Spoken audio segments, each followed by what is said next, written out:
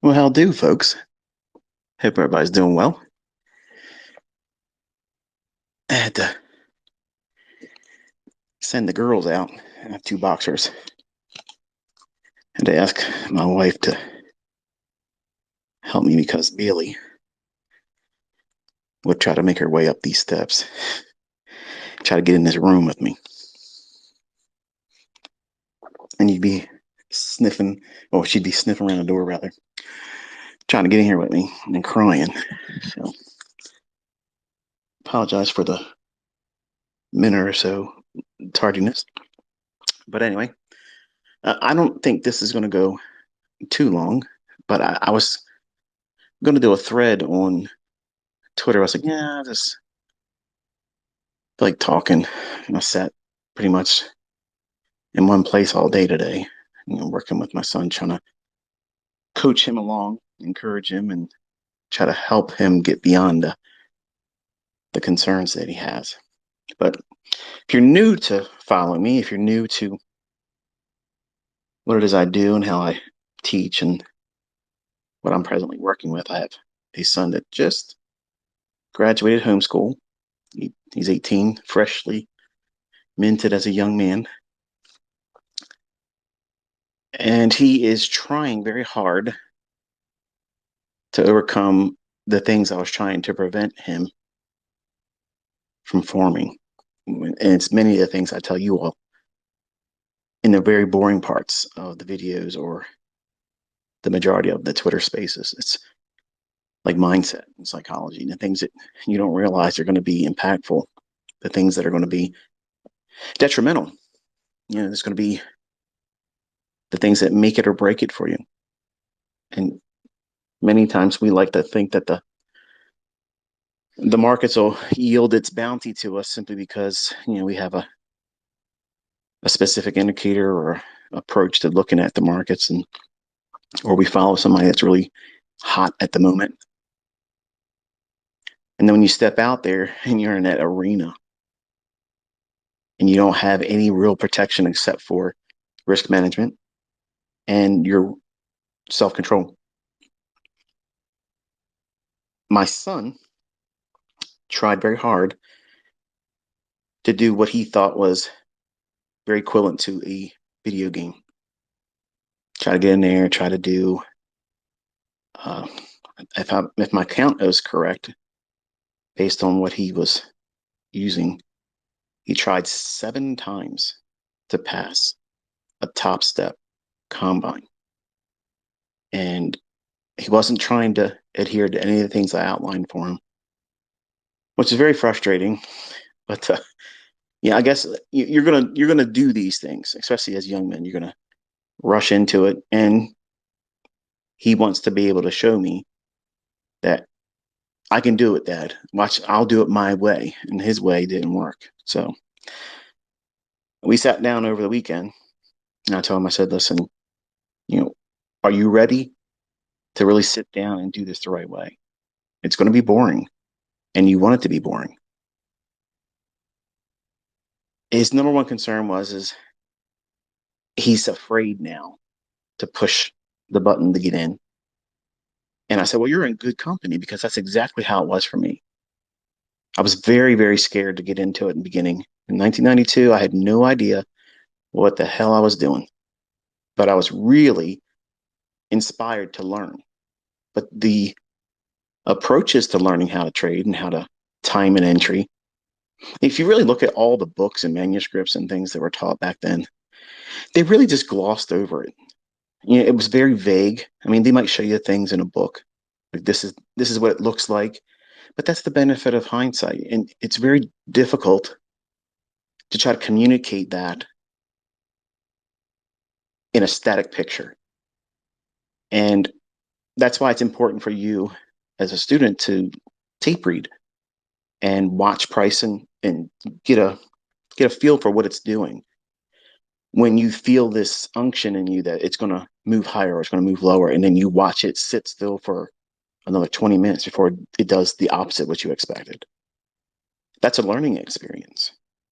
It's easy to think that you've learned something from me or someone else, or use some kind of automated, you know, I don't know what you would call it, something that would be not discretionary. And it still doesn't take away that hard right edge, that void, that abyss that we look into on the right side of the chart that hasn't printed yet. See, what divides the success stories from the failures is the comfort of embracing that uncertainty. And in the beginning, I was trying very hard to know everything and always know when I would avoid taking a loss. So I know what it's like for you as my students to want to ask me in a lot of different varying ways, but really the blunt question you want to know is, how can I trade, make money, and not lose? And as much as you may want to argue and say, no, that's not how I think, or that's not what I'm asking, you are asking that. That's exactly what everybody wants that. I would be lying if I said I didn't want it. So don't lie to me, okay? Don't lie to me, because I know I would love to know how to never take a loss. I would love to know that. But you have to be comfortable with choosing these conditions that are more apt to be correct for your model and your personal approach to trading. And that means you're going to have to submit to the idea that your model, with those parameters and filters in place, may not present the opportunity for you today or that trading session. And it doesn't mean it's a bad model. It doesn't mean you're a bad trader. It doesn't mean anything except for you're waiting for your model and all of the things and circumstances that go around trusting that setup with that model, with you as the driver, the operator in that system. So naturally, as a young man, you know, I thought he was paying for these Top Step funded account challenges on his own, but he wasn't. It was actually his older brother Caleb that was allowing him to purchase them, but he was the one that was doing it. So I told him, I said, you're going to have to do in the future, anything that you do it on your own. You have a job, and that money that you earn, you spend that, because then you're going to care more about it. If you don't put anything into it, you're not going to have that same level of concern about whether or not you're going to succeed or not.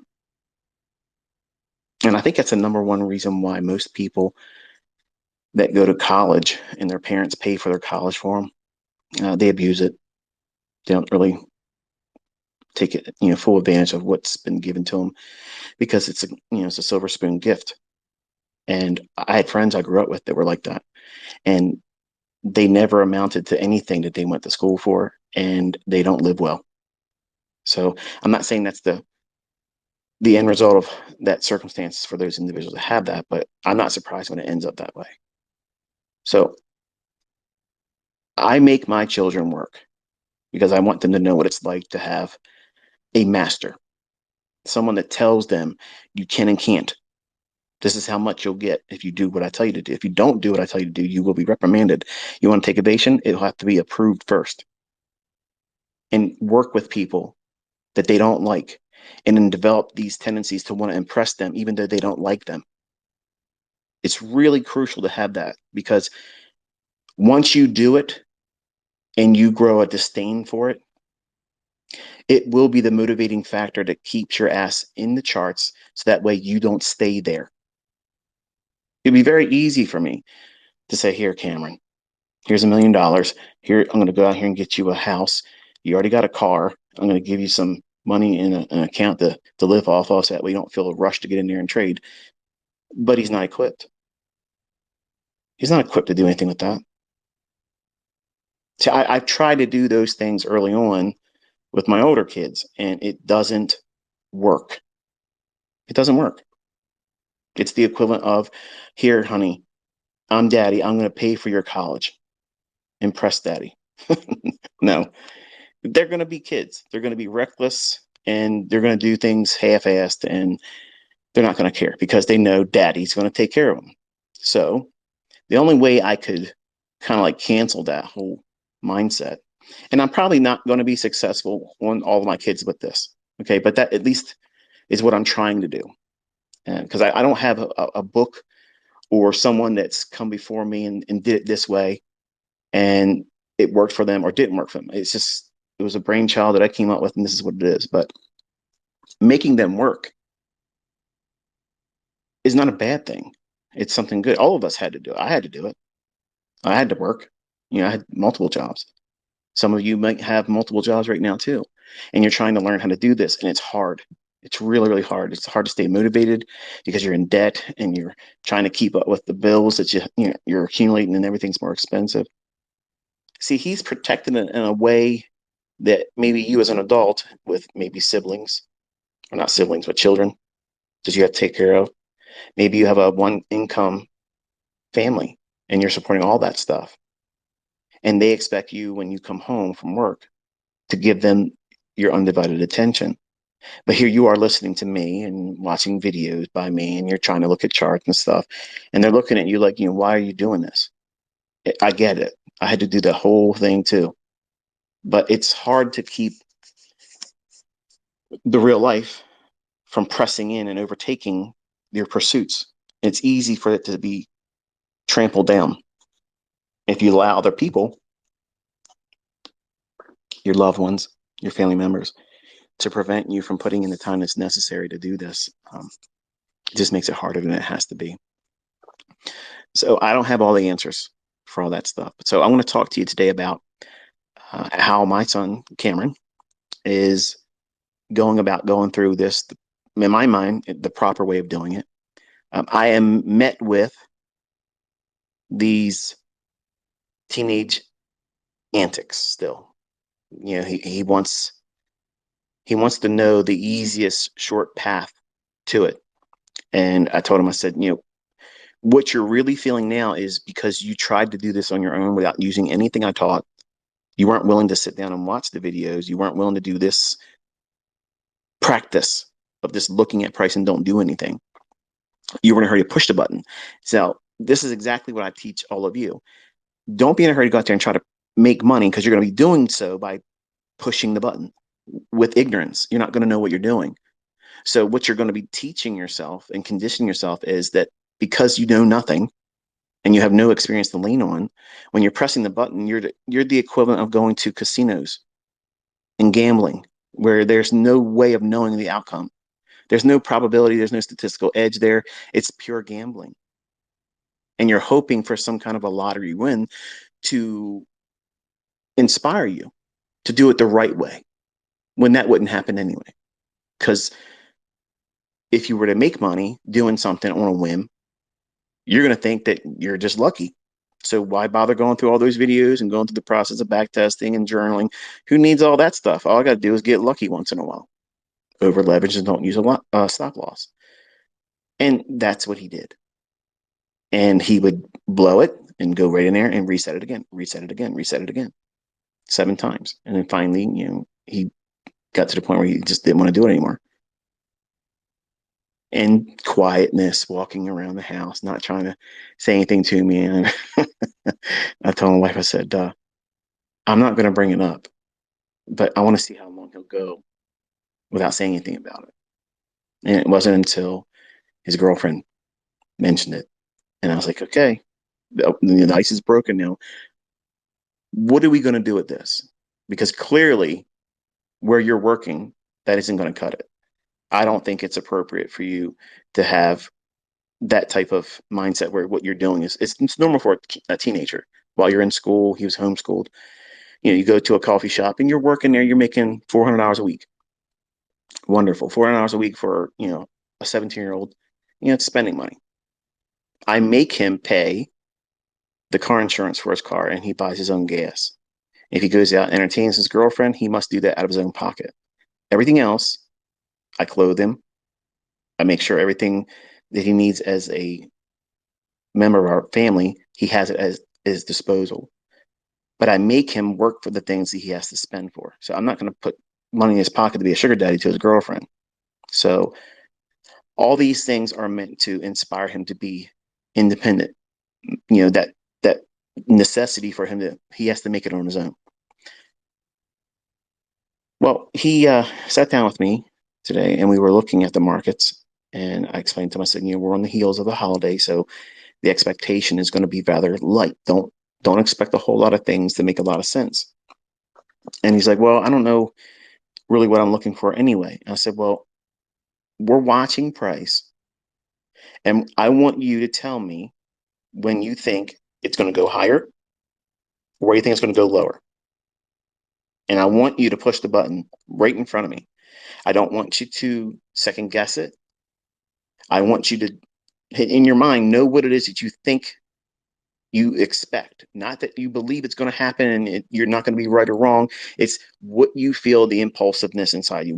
What is telling you it's going to go higher or what's going to go lower?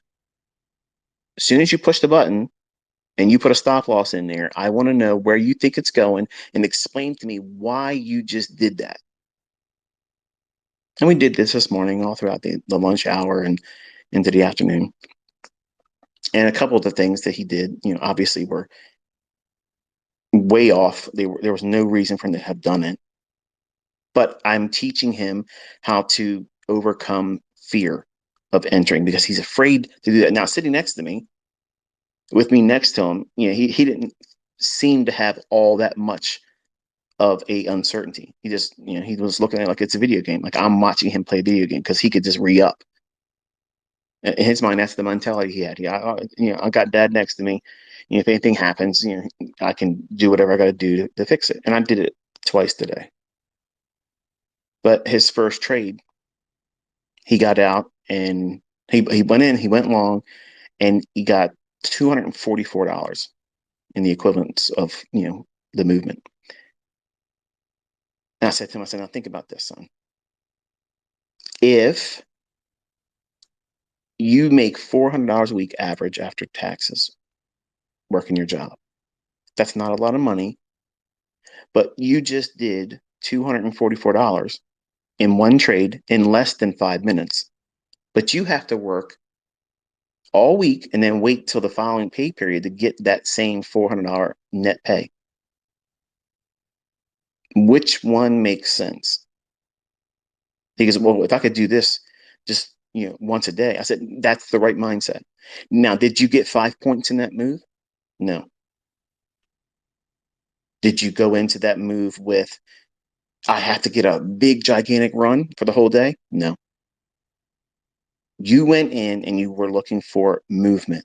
You're expecting volatility. So the way you overcome the fear of getting into the marketplace is you have to, number one, desensitize yourself. That's the only thing I had to do for myself was I had to go in and press the button. I simply had to do it. And I did it with live money, which is the worst thing in the world to do because I didn't know if I was going to be right or wrong. And I was gambling with money I couldn't afford it. Like I was borrowing it against a credit card. Yeah, how about that? So I was a cowboy when I first started, an undercapitalized goober that had no idea what I was doing and trading with cash advances on credit cards. So that's the epitome of a noob. So trust me, I've been there. I know what some of the silly stuff you guys have done, taking chances and trying to do what you got to do to make it work. But then when you look back, you really didn't do all the best in terms of trying to make it work. You were simply gambling. So I told him today, I said, I don't want you to walk away from the charts. I want you to be here until fatigue sets in. I want you to feel that. I want you to be uncomfortable. And I still want you to tell me why you're pushing the button. Why do you think it's going up? Why do you think it's going to go down? He had the classic scenario where he tried to buy it several different times today, and there was no fair value gap there. There was no reason for it to go up there, and he still would just push the button.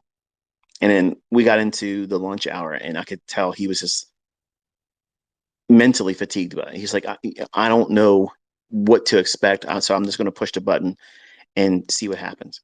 I said, that's what I've been waiting for. That moment right there, that's what blew every single combine that you tried to do.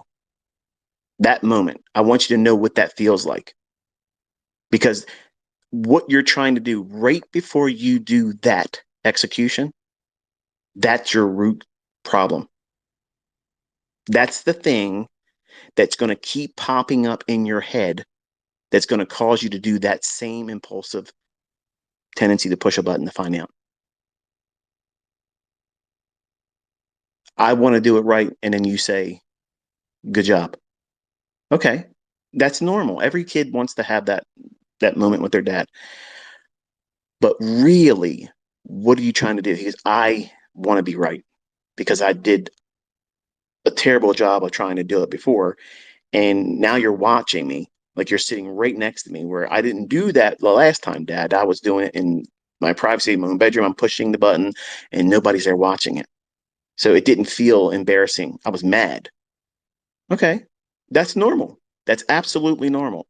But you have to understand that these things that you're feeling are going to be very influential in terms of what you do going forward. Because let's say we get you to the point where you can trade and dad doesn't need to be next to you.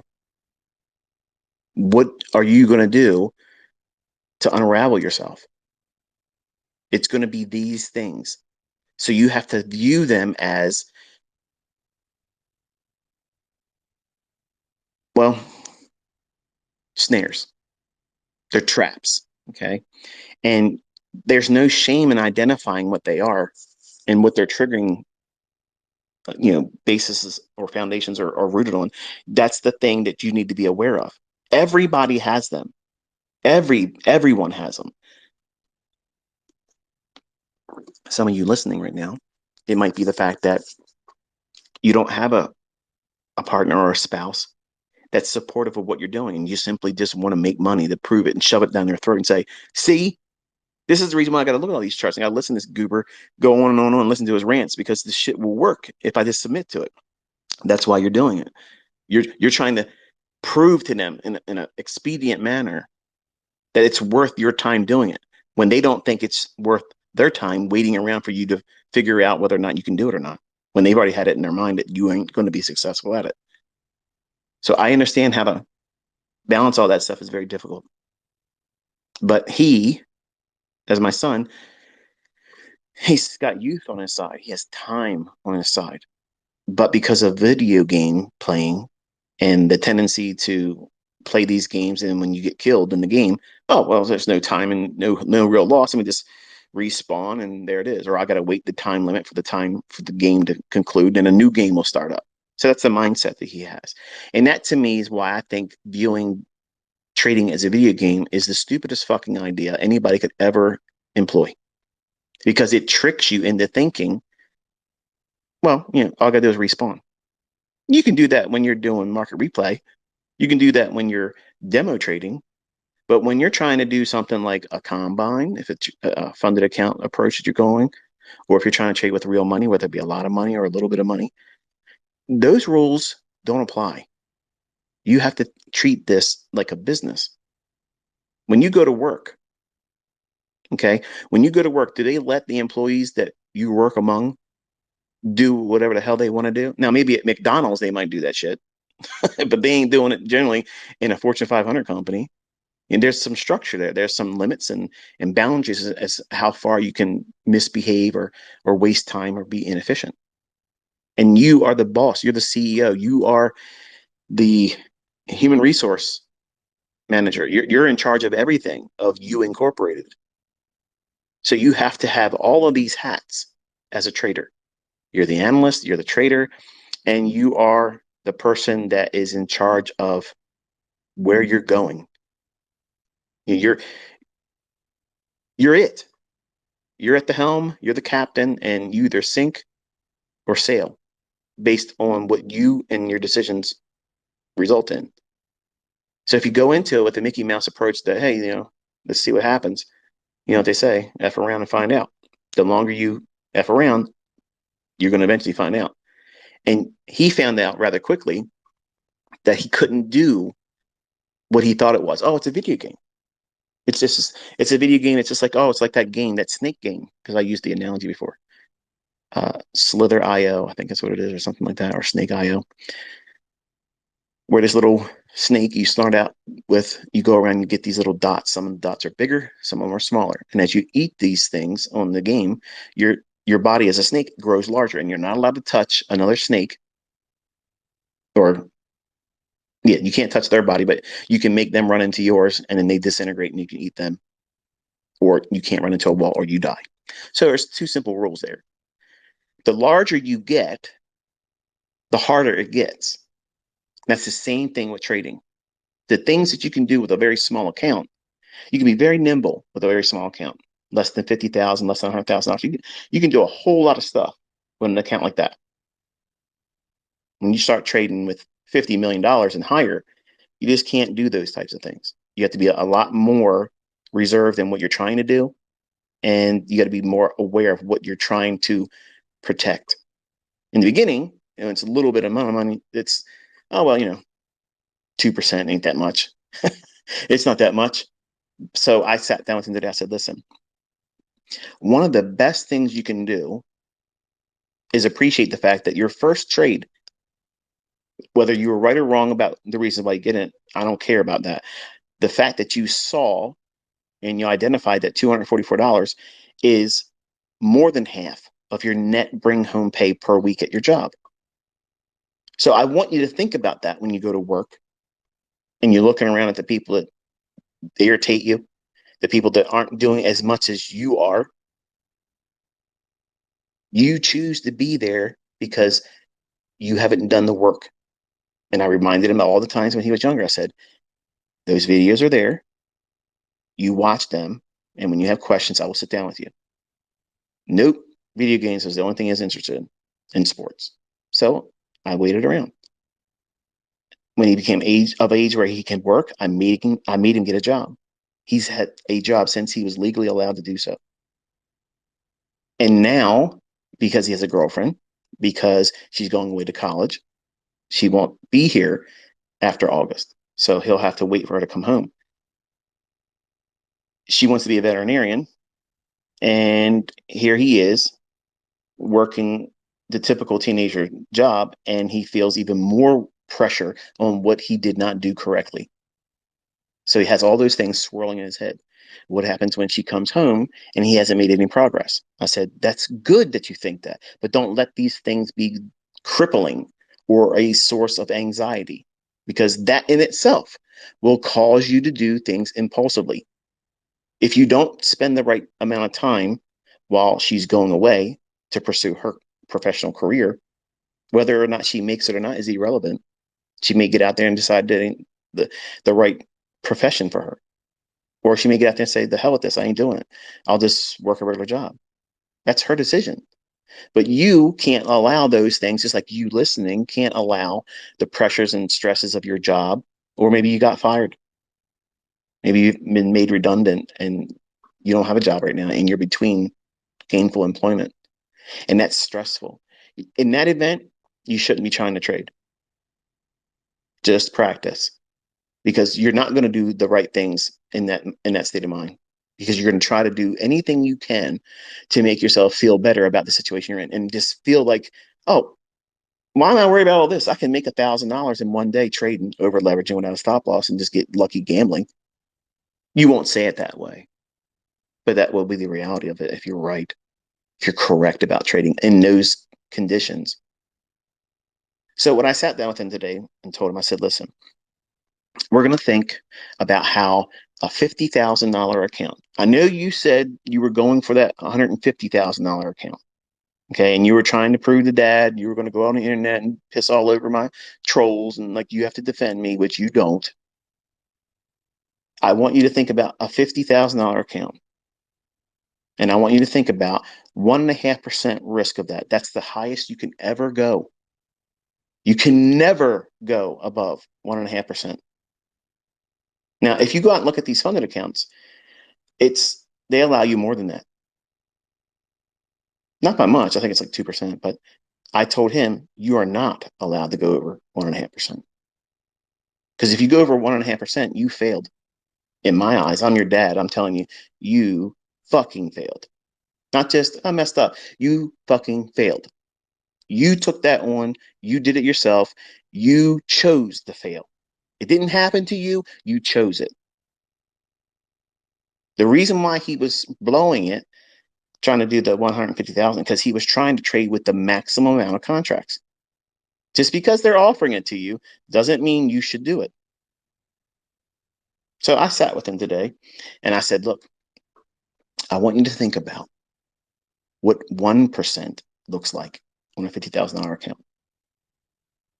That's still more than you make all week long. What happens if you sit down and you make that in one day? How would that make you feel? Just one day? Yeah, one day. That's what I said. One day. What does that make you feel like? He's, oh, I would want more than that. I said, why? You're not making that right now. You work all week long around these insufferable people that come to the location where he works at. And where I live at, there's this snootiness, okay? That everybody thinks they're better than everybody up here. Okay. And it's, believe me, it's ridiculous. Like it's nonsensical the way they all act up here. And if you go into a place of service and a person's waiting on you, if you're going in there too and you're patronizing a place like, where my son works at, he works at a coffee shop. It's a Starbucks. And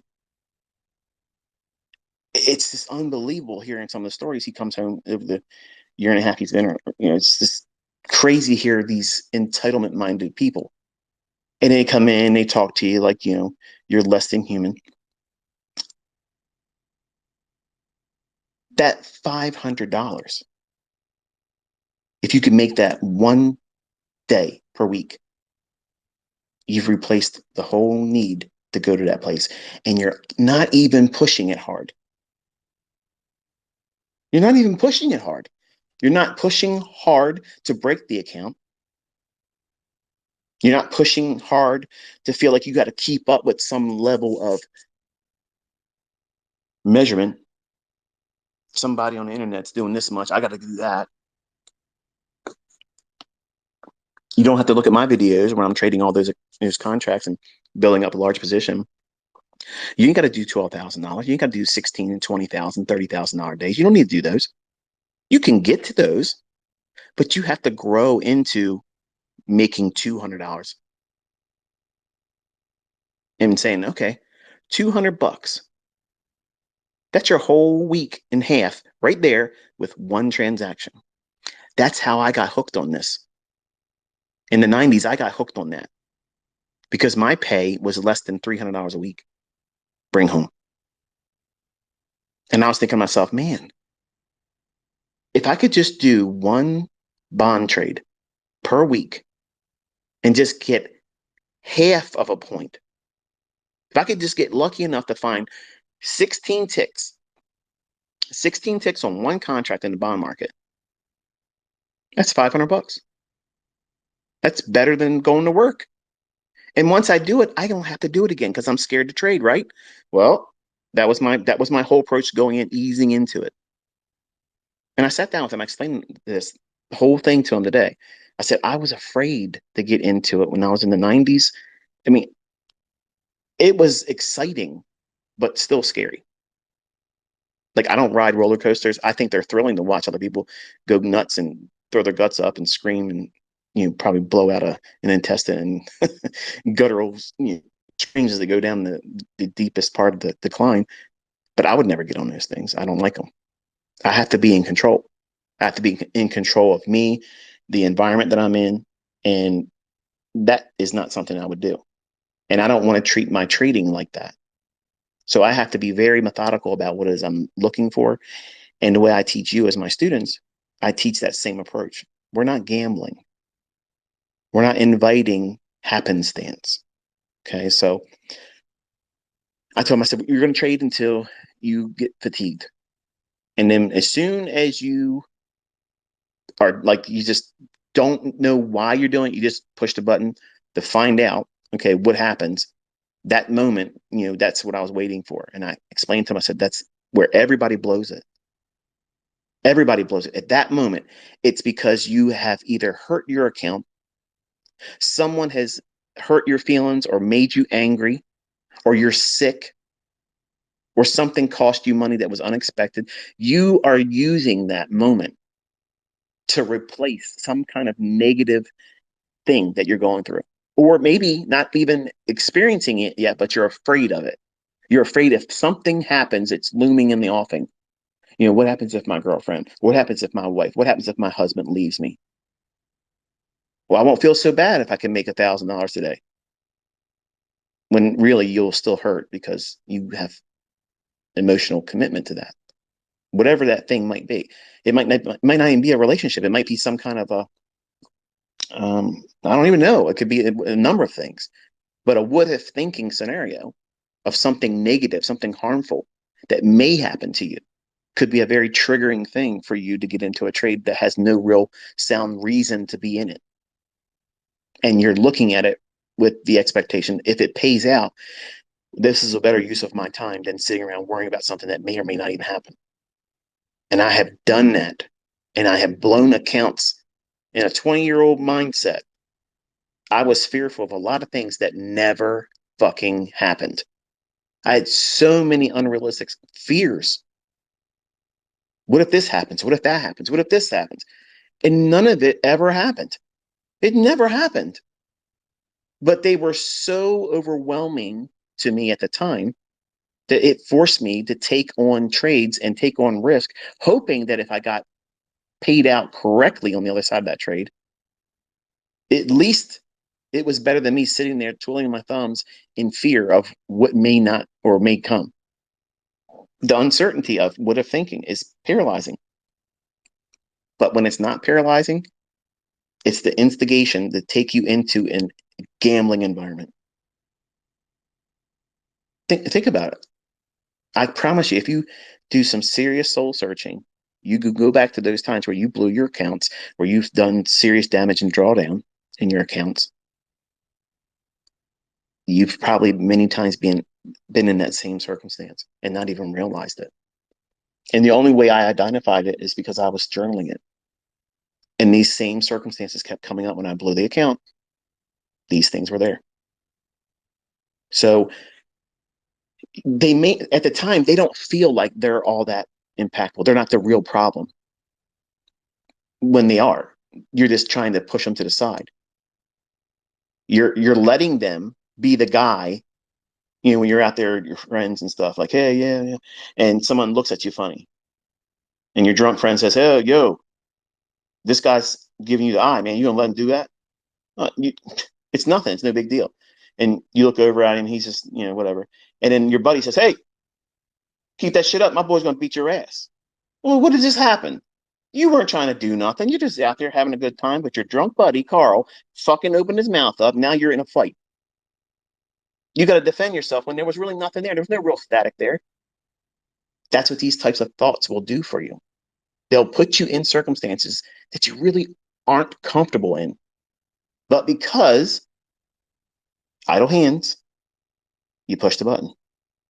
Because sitting still and not doing something when you're not disciplined, when you don't have self-control, which is something that you have to wrestle and form and forge over time. Nobody walks out in this industry and has self-confidence, self-control, and responsibility in the beginning. Those characteristics and those traits are developed over time.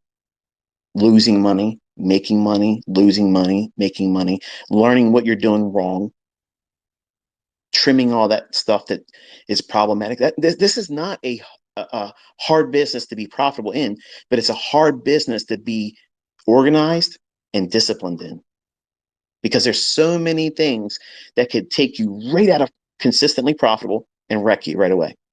Because it's you as a person. You're a human being. You have emotions. You have psychological weights placed on you because of relationships inside this industry and outside this industry. And the more people you allow in your circle of influence, be it social media, your family members, your coworkers, the more you allow that in, the more likely you're going to be placed in pressured circumstances to perform when there's no need to. There's no need to.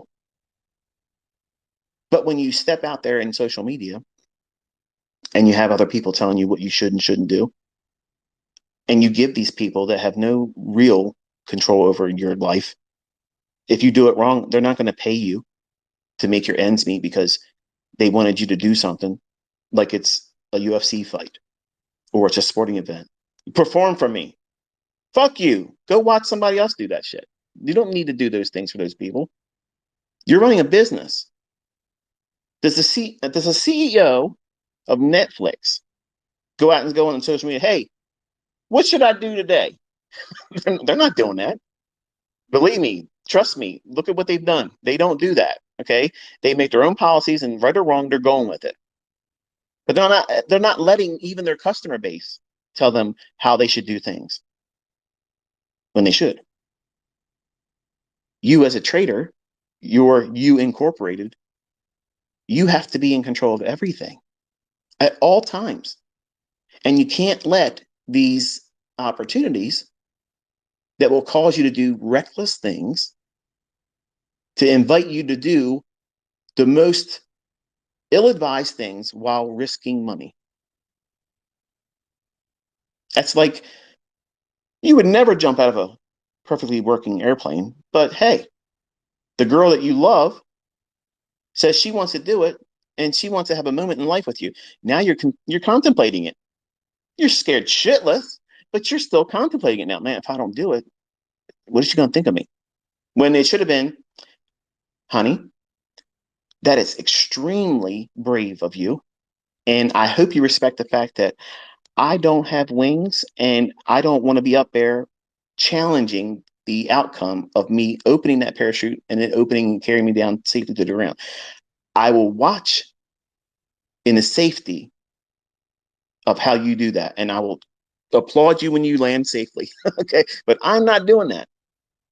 And you shouldn't fear their response. They shouldn't push you into that. But what's really going to happen? You're going to be worrying about whether or not you do this or don't do this and how they're going to think, especially if you're dating them brand new in the relationship. You'll do anything.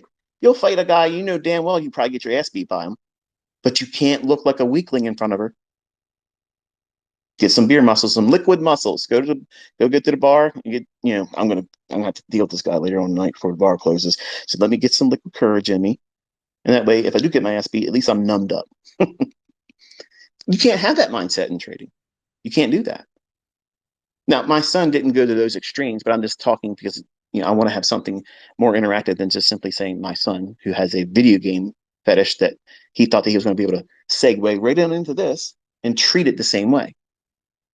When you're not making a living, you're not building wealth playing a video game, and you're not losing your home, your livelihood, your life savings when you lose a game, when you lose a video game tournament. Okay, big deal. It's ego and it's pride. That's it. But in this, you could lose more than you have put in. Things can go wrong real quick, especially in today's climate. All the things that's going around the world, man, it could cause real quick, sudden market movements, and your stop loss didn't do a good enough job. And now, where are you going to get that money from? If you're trading with real money, live funds, it can take more than you have. If you present the opportunities for it to do so, hey, perfect storms happen all the time. So I tell my son, I said, listen, think about 1.5%. Because if you can grow in understanding that 1.5% is what you can lose, that's the most you can lose. What should you do going forward? Find a way to chew into that 1.5%. Now, does that mean you go out tomorrow and try to make 1.5%? Or do you have to do it today? No. But think about how that fits in your life cycle as a employee of a working company right now. You're gainfully employed. You're only making 400 hours a week as a teenager. You want to grow. You want to be able to move away from the necessity of having that and make your own money. half of that with one trade, and it didn't even go to where you thought it was going to go. Just a small little move. Do you see how that's rewarding? And he's like, I never really thought about it like that because I just thought it was not enough. I was expecting you to say, okay, I want you to make this much. I said, no, did I tell you that today? No. But in your mind, you were thinking, Dad's going to need me to see this much in a return and this, that, and all those things were in your mind while you were doing each one of those executions, they weren't they? He said, yep. And that's exactly what everybody does. That's what makes it hard. That's what happens with these guys on YouTube. Some of them are honest and say, this is not easy. I got to get out here and I got to worry about this and worry about that. Right. You're making it harder. I love watching them. It's like, a gladiator. You're getting out there and you're doing something ass backwards. There's no war, but you're going to go out there and take on a fight. You want to be able to show the world that you can be a gladiator with everybody else having the benefit of being a heckler, talk shit to you, and that's in your head. And anybody that says it's not in their head is full of shit. So that to me, you're inviting more difficulty. I promise you, every one of these YouTubers out there that are live streaming that can be profitable, they would be so much better if they weren't live streaming. And I'm not saying they shouldn't do what they're doing. I'm saying that there's a way that we as individuals, as humans, we compound the difficulty. I know I did. When I was a younger man, I tried to do a whole lot more than was necessary. But my son was successful today in identifying that $244 when he makes $400 after taxes for a whole week of income, working in a place that he doesn't want to be at, around people that are conceited, self-centered, entitlement-minded. They look at him. They don't know that he's my son. They don't know how we live and what we have in our bank accounts and how we can live and do whatever the fuck we want to do. They don't know that about him. They see him as just some teenager, the equivalent of somebody that would be in a McDonald's, and give me my shit. So he's felt that now. He's felt it. He knows what it feels like, and he doesn't like it. And that's exactly what I wanted him to feel. Because now he doesn't have a college mindset, not that he ever had. He doesn't have a working man's career mindset. There's nothing wrong with that. But I didn't want my children having that. Because when you have that, you are owned. You are absolutely owned. You are not independent. You have to be given permission, and you're scheduled. Show up here, perform this job, better do it to my expectations, or I'm getting rid of you. That's not what I want for my kids, and that's not what you should want for yourself or your children. But the only way for them to appreciate the necessity that needs to be really enforced with work ethic and studying is let them taste that shit. They have to taste it. Saying you don't want to have a job for for the rest of your life. You don't want that. You don't want to do that. Trust me. You don't want that, son. It's just going in one ear out the other because they have no real experience doing it. But when they see it and they live it and they can't be with their girlfriends, they can't go on a road trip with dad and mom. They can't do those things because they have a schedule to maintain. Truth be told, God's honest truth, there's been many times where I just wanted to tell this boy, go in there and tell them you're done. I'm not working today. I'll be back for my check whenever it's supposed to be. But if I did that, I'm not helping him. I'm not helping him prepare himself to be able to deal with stress, conflict resolution, work past something, and also defer what he wants to have and what he can have and much more than what he's aware of now, to defer that because he has to learn a skill set. That impatience factor as a teenager is still very, very heavy in him. And because we've homeschooled him, he has a different sense of freedom, where his girlfriend and many of his friends were stuck in that go to school at this time. And when you get out of school, you got to do homework or go to your job. And he's had pretty much freedom. Now, maybe homeschooling isn't a thing for you. Maybe you can't do it. But if you can, you should. But everybody has to have an employment some kind, whether self-employed or working for someone else. And today he understood that a partial, that's more than 50% of what he's earning right now, with no real effort was really needed to do more than half of what he makes. And I told him, I said, I'm not saying that that is good or bad. I'm just saying, what do you feel about it? And when you didn't answer like I wanted him to, I told him, I said, do you not see that's beneficial for you to not have to work so much in terms of time? And you didn't have to deal with anybody. And you got that. What happens if you just did 2 of those per week? And it didn't go to your full target. You didn't take the full position off, but you had something like that happen 2 times. Is that not better than your full week income? Yes. So why is that not something to start with? Because I was listening to you and I thought, no, no, no, no. Why is it not enough? Because I want to make a lot of money. Right. Everybody does. Everybody listening to me right now wants to make a lot of money. Some of you have made a lot of money and you want to learn how to make a lot more. But you have to start somewhere and you have to have some kind of humble beginning. And humble beginning is not an embarrassment. It's nothing to be embarrassed about. And this is the reason why I tell you, stop inviting social media fuckwads into your career. You're at the early stages. Why would you invite someone to tell you what you should or should not do when they brought nothing to the table as a alternative with proof that what they're telling you to do is going to work? But it's human nature. Just like the water cooler in the morning when you get to work. You want to get there early, not because you love your employer. You want to get there so you can bullshit with your coworkers and listen to the shit that they're going to talk about. You want to hear them bitch about how their wife didn't let them go to the game. You want to hear them bitch about how they had to do yard work. And that way it reminds you, hey, I'm not the only guy that has to go through that stuff.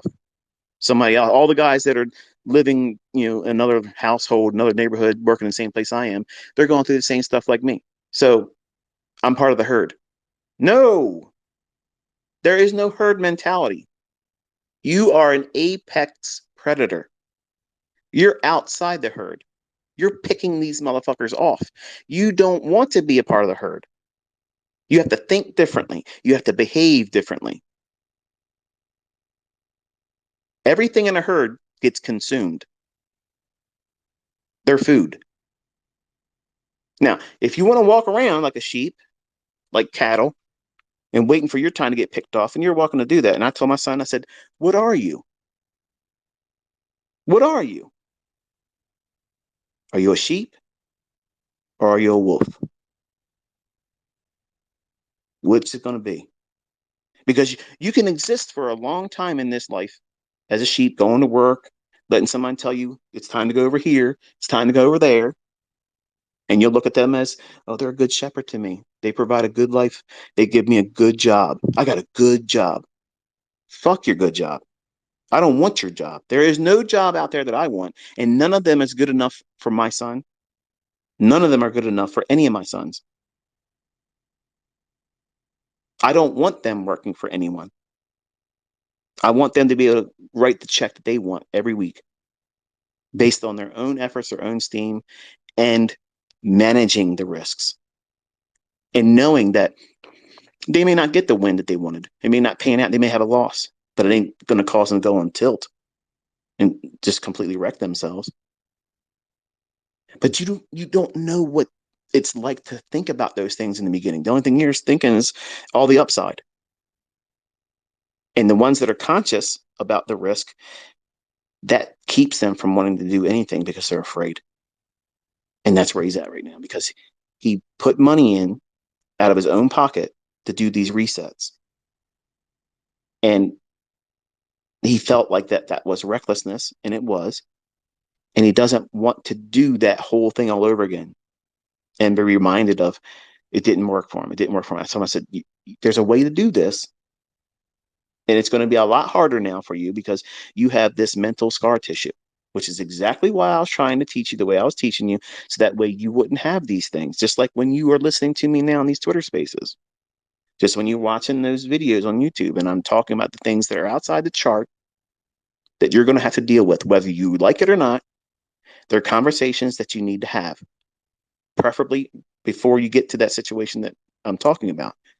Because many times you're not going to have the skill sets or the coping mechanisms to get you through it unscathed.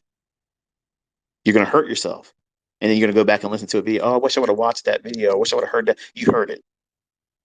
You're just in denial. You didn't listen to it because you thought you were going to be the exception to the rule, and you're not.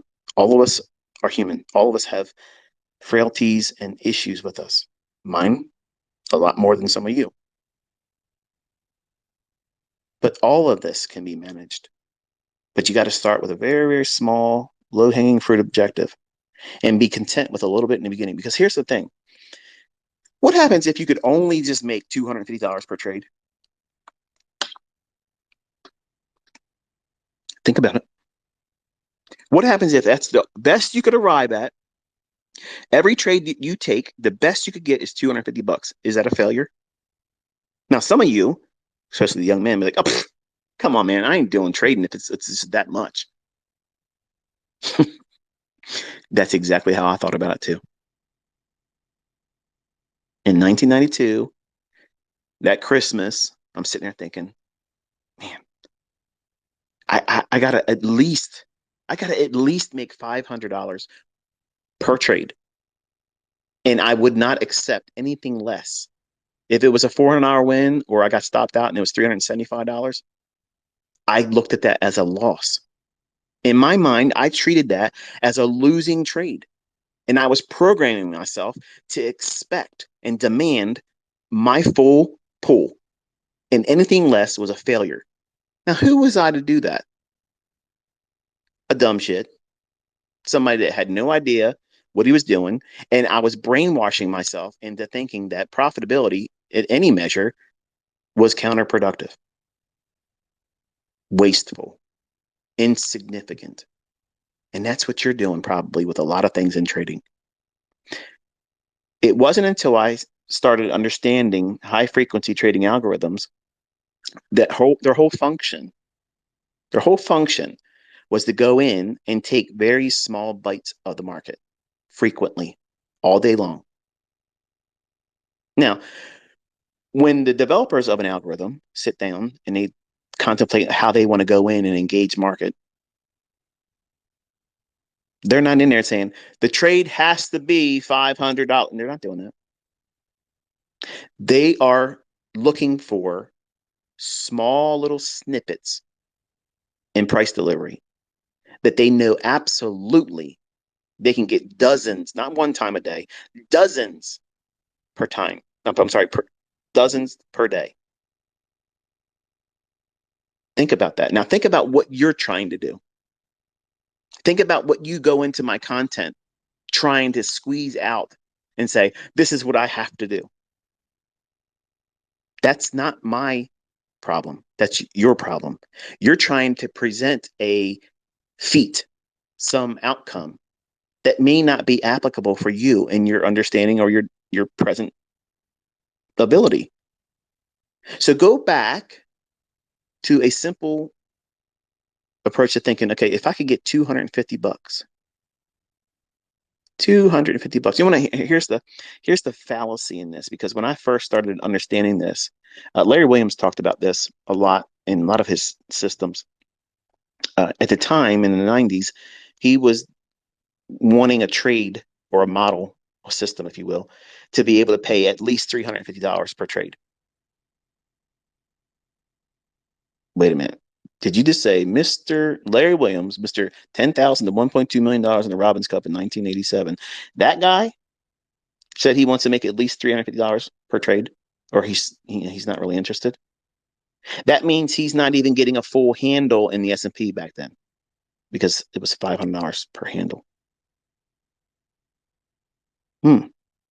But because I was listening to that stuff, and it was a lot of number crunching, and it was very simplistic rules that made no sense to me, and many of them I still don't have any affinity for.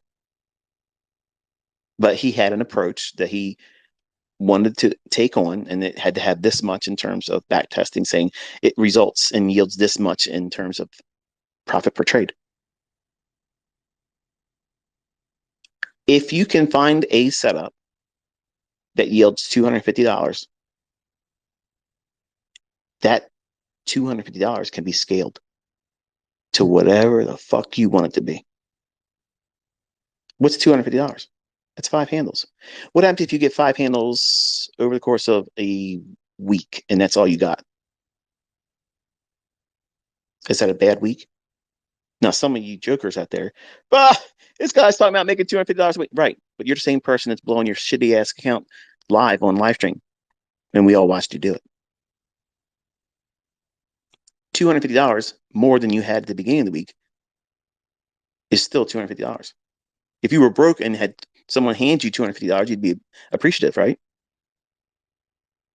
If you just did that in the beginning, I'm not saying your whole career is this, but in the beginning, if you started with that mindset and all you were able to scrape out over the course of the entire week because you did not push real hard, because you know that you're not ready to do that. You might want to win a lot every day. You want to be able to trade every single day. But that's not realistic because you don't have the skill set to do that. And I'm reminding my son that he doesn't have to do this every day. He needs to tape read. He needs to execute in front of me because he needs to be conditioned and desensitized from the fear he has placed on himself because of unrealistic expectations being acted upon. He tried to do it his own way. Well, everybody in retail does that. Everybody does it. They read a book. They think they are going to go in and apply that stuff. Just like they do it with my videos too. Oh, I watched this video on order blocks. I watched this video on optimal trade entry. Oh, I watched the Silver Bull. I'm going out there and trading Silver Bull, and then read their tweets to me. Why is this failing again? Well, first of all, you're doing it wrong. Everybody wants to be in a hurry to go out there and do something to make money when you have to figure out what it is that you're going to do to mess yourself up. And that's why 1 year minimum is ideal.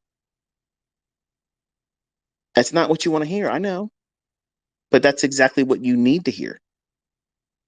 You can't figure this stuff out on a unique personal level, fast tracking it, trying to do it real quick. You cannot, it's impossible.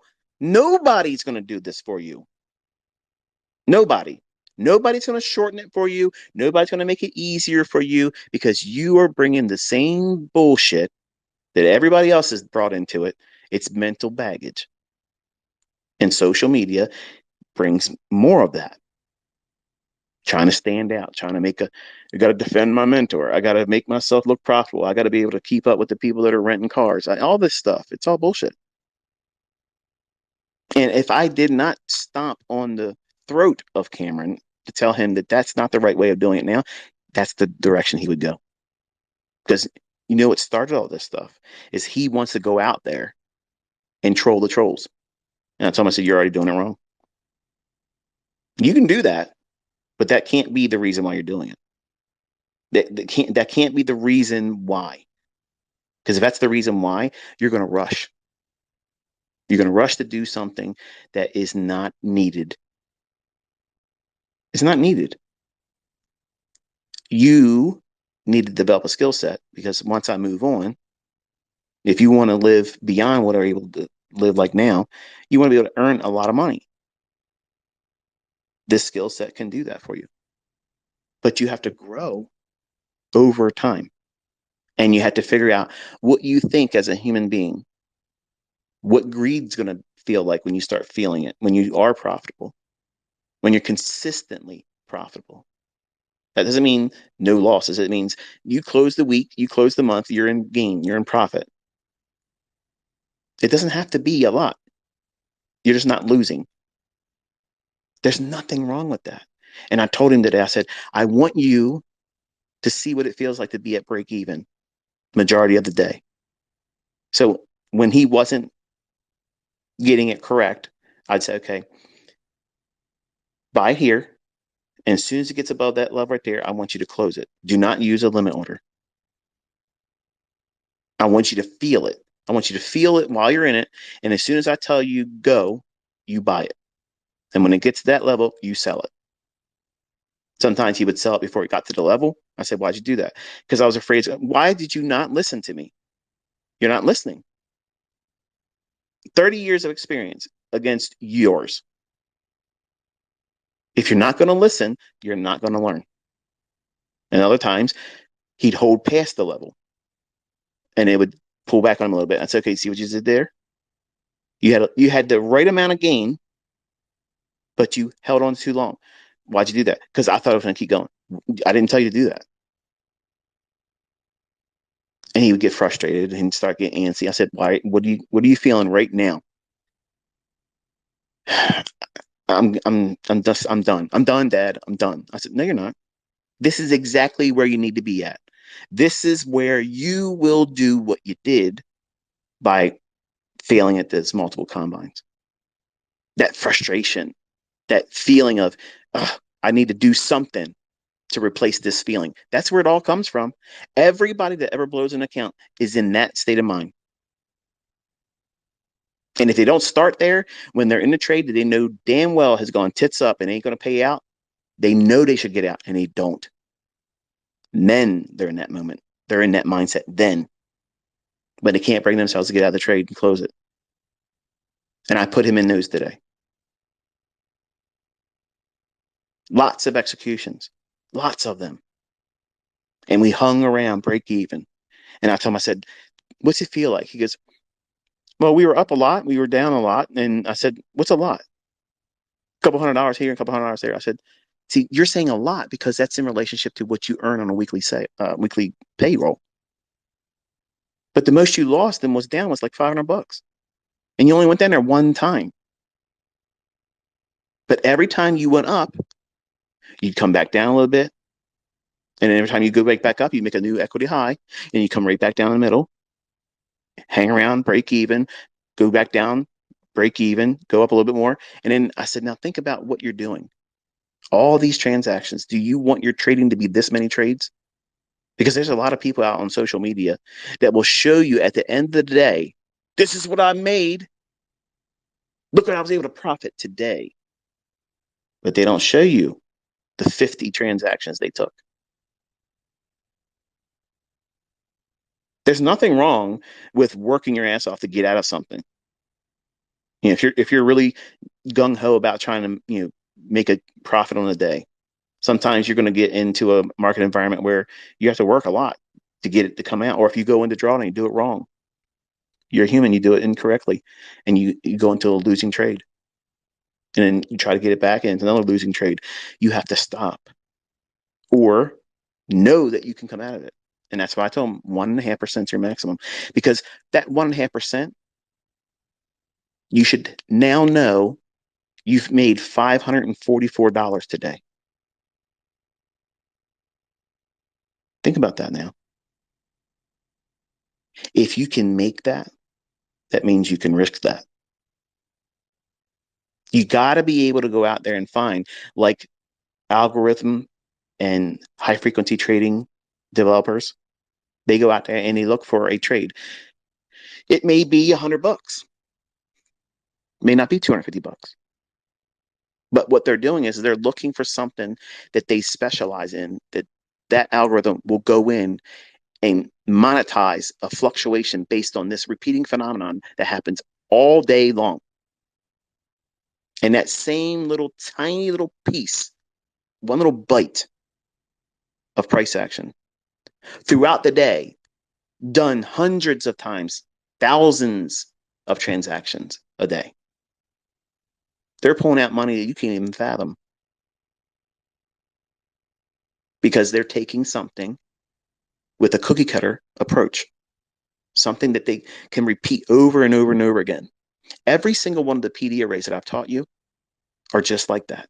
That's what high frequency trading algorithms that people have learned from me, they have used these things now. They can go out and find them on any time frame. That's why I went down into the sub 1 minute charts to tell you that this stuff is in there all day long. All day long. Oh, this is a shitty market. It's not moving around. It's in chop. We're in some real chop. The chop's real, man. The chop's real. No, slicing and dicing on a sub 1 minute chart. There's still breakers and all that chop. There's still institutional order flows in all that chop on a sub 1 minute chart. You have to know where it's going to go. Even in a small little choppy range, if you want to call it that, you can anticipate what pool of liquidity it's going to go in that 1 hour. I can trade in an individual 60-minute range and beat everybody's asses on social media. And I said that, yes. That's not arrogance. That's just the facts. Because I understand what price is going to do. I understand how I can mess it up. And I can wait for those perfect instances where everything makes perfect sense to engage right then and there. And I know the times that hurt me. I know when it could look like there's an opportunity and it's really not there. Experience is going to dictate that. And I taught him today that there's going to be a lot of lessons that you're going to learn that are not going to be in my video. They're not going to be in our discussions. It's going to be what you have discovered about yourself.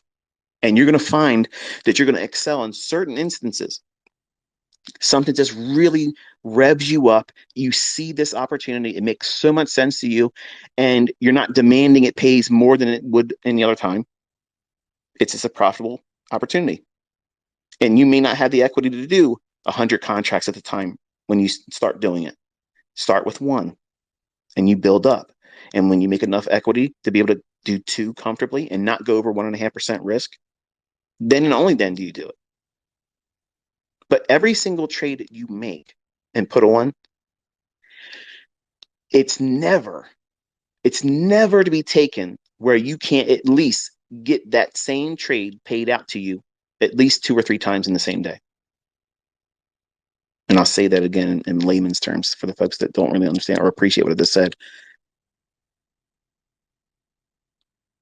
1.5% of your equity. If you can't find a trade 2 or 3 times intraday with that yield on individual basis 2 or 3 times, you have no business taking that risk on. Think about it. Because what you're doing is you're demanding that you find a needle in the haystack. In your limited understanding of the marketplace and your limited experience doing it in the most difficult market conditions I have ever been in, you, you're going to be the person that can just go out there and walk out there and do that. I'm sorry, but you won't. You won't be. So don't put yourself through it and discourage yourself through failure. Make allowances for yourself to spend a little bit more time learning how to do it. Do it the right way. So that way you enjoy the process. It should not be a draining effort for you to want to do this. And some of you, the way you talk in your tweets, it seems like somebody's twisting your arm, and it ain't me.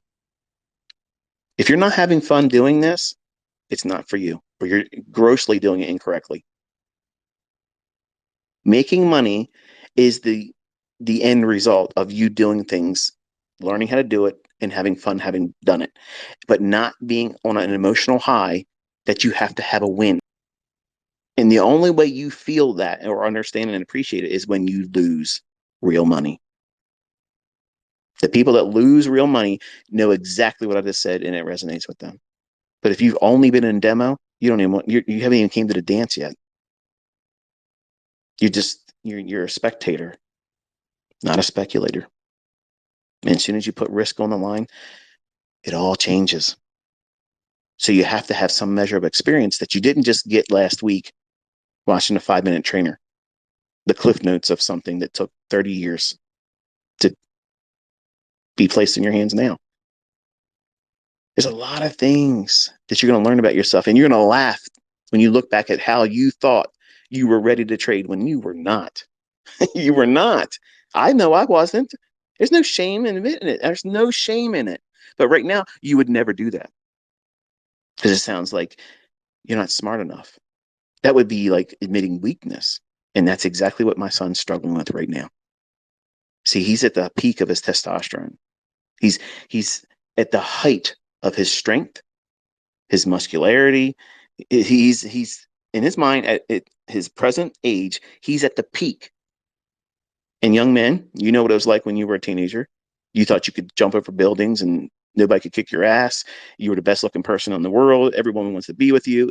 Unrealistic viewpoints of yourself. And see, he did damage to himself. He did damage.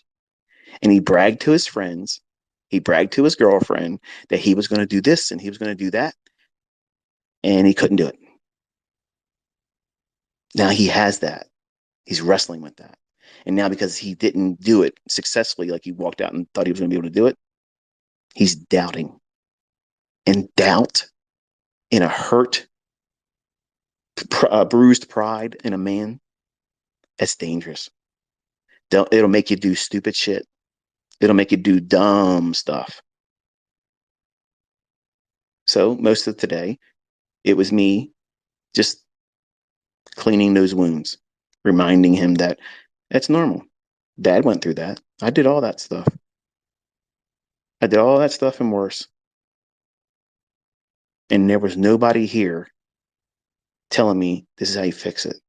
So I was trying to find my way through it all and making it longer than it has to be. And it's painful. So when I talk to you and I make these conversations available to you, it's for your edification. It's so that you don't go through it like I did. So that way you can avoid it and appreciate that. You know what? I don't want to make those mistakes. I'm glad ICT went through it. I'm sorry he went through it, but I'm glad he went through it and he's telling me how I don't have to go through that. That's the wisdom in the student that's listening to me. Not this guy talks and he likes to hear himself talk. No, I don't give a fuck if that's how you think. Get the fuck out of here. You're not somebody that wants to learn. You're a clown. You will be broke. You will be working the rest of your fucking life. You will not be able to be profitable as a trader. So just get the fucking stepping. The people that really want to be here and make themselves a profitable student that trades and earns their own money, they want to know how they're possibly going to mess it up. And I'm not going to talk to you always in a refined manner. I'm live. I don't have a filter right now. So I'm going to feel the impulses and the emotional charge that I remember going through. It's all real stuff for me. I went through this stuff and it was painful. And it's painful to remember what it was like for me. And I know that some of you are going through it right now. And it's normal. And you can get through it. You can grow out of it. Use it like rocket fuel. It'll be the deterrent to never doing those same things again because you know what it's done to you. You don't want to relive that. You have now a reason to appreciate the rattlesnake that those circumstances provide. You know, walking into that situation again, it's like a rattlesnake's tail just shaking.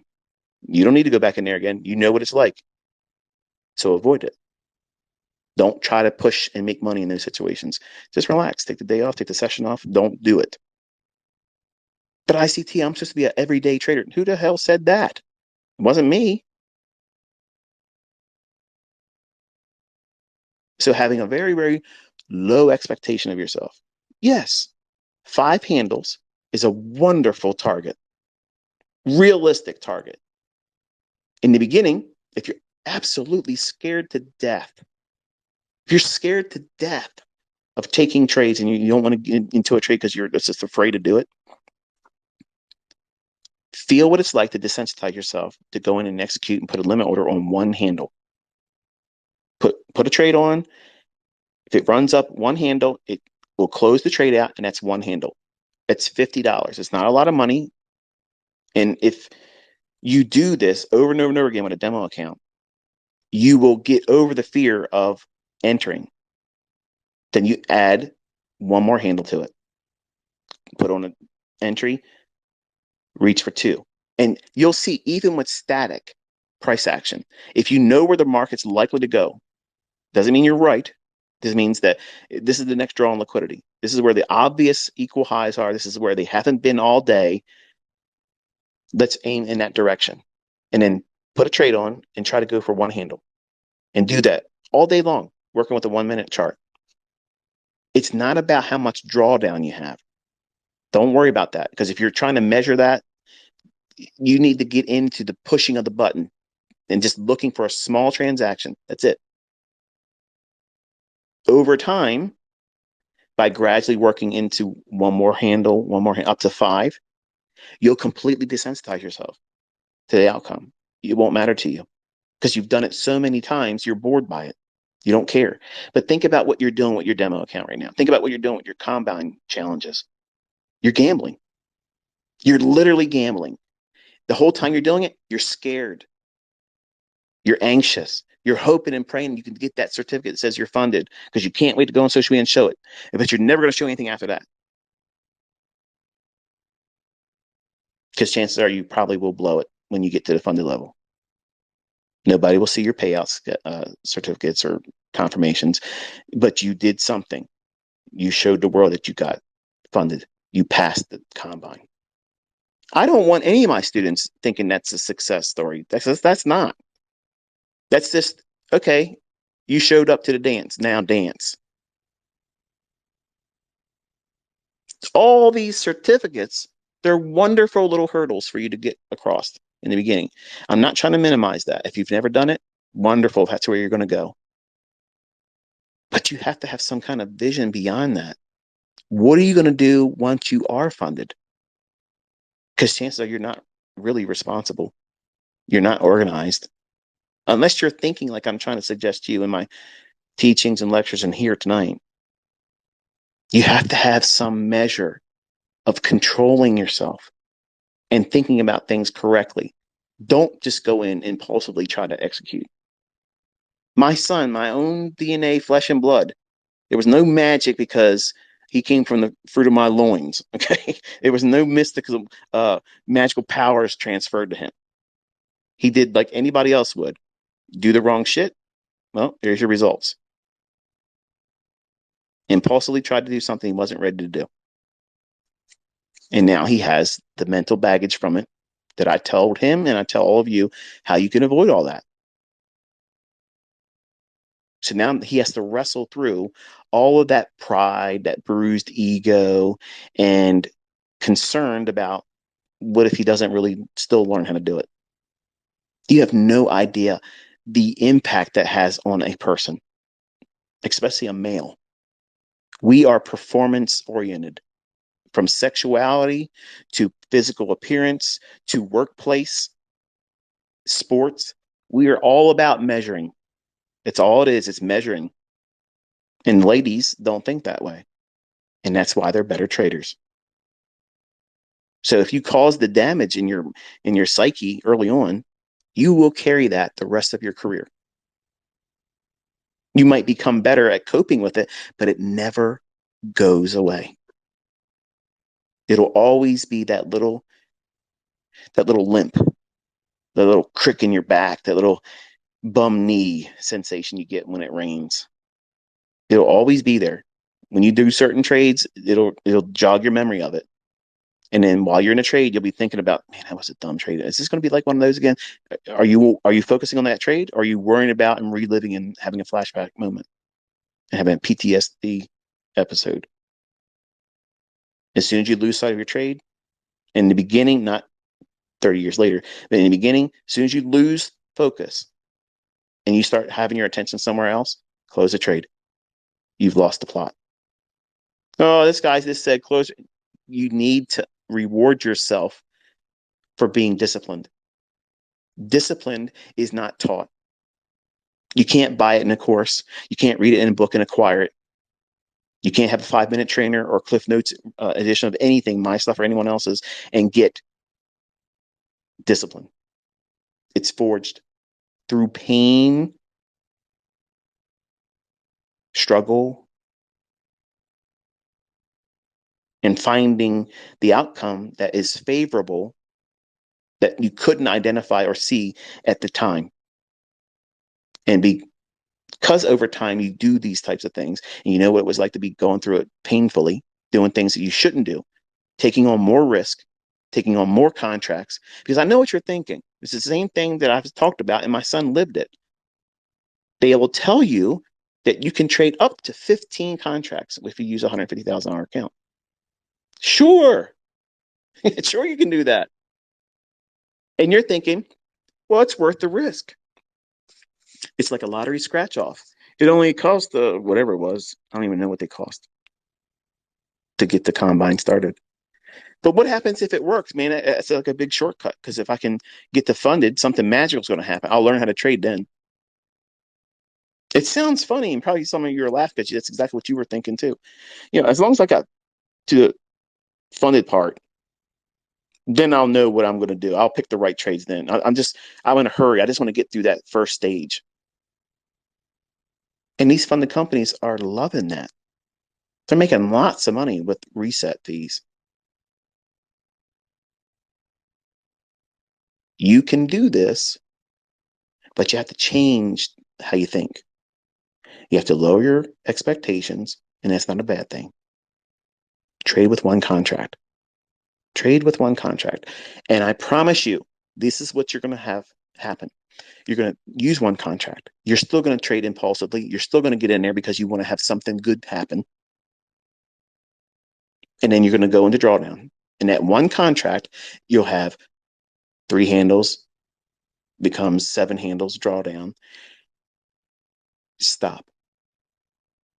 You can afford to trade more because the max loss day, whatever it may be, you're not there yet. Still, stop. Can you stop? 99% of you won't. That's a problem. That is a problem. Because if you can't control yourself and say, you know what? I can stop right now and I'll come back tomorrow. Even if this does move where I thought I was going to go today, or if it moves even way beyond that, it doesn't matter because you weren't in that trade, so you can't regret it. You weren't in that trade, so you can't regret it. You have to start somewhere, forging discipline, being self-responsible, and that way you know that you can control yourself in the future and you can trust yourself, because what you're doing, and you don't realize it, you're pushing the button in these instances with a demo account or in a combine because you know that you wouldn't be losing that money. If it's wrong, that money's not coming out of your bank account. It's not coming out of your live equity. So it gives you this false sense of security. And it feels like you have all upside, no downside, but you still have to pay for a reset. And you're paying in time. You're wasting time instead of just doing it the right way.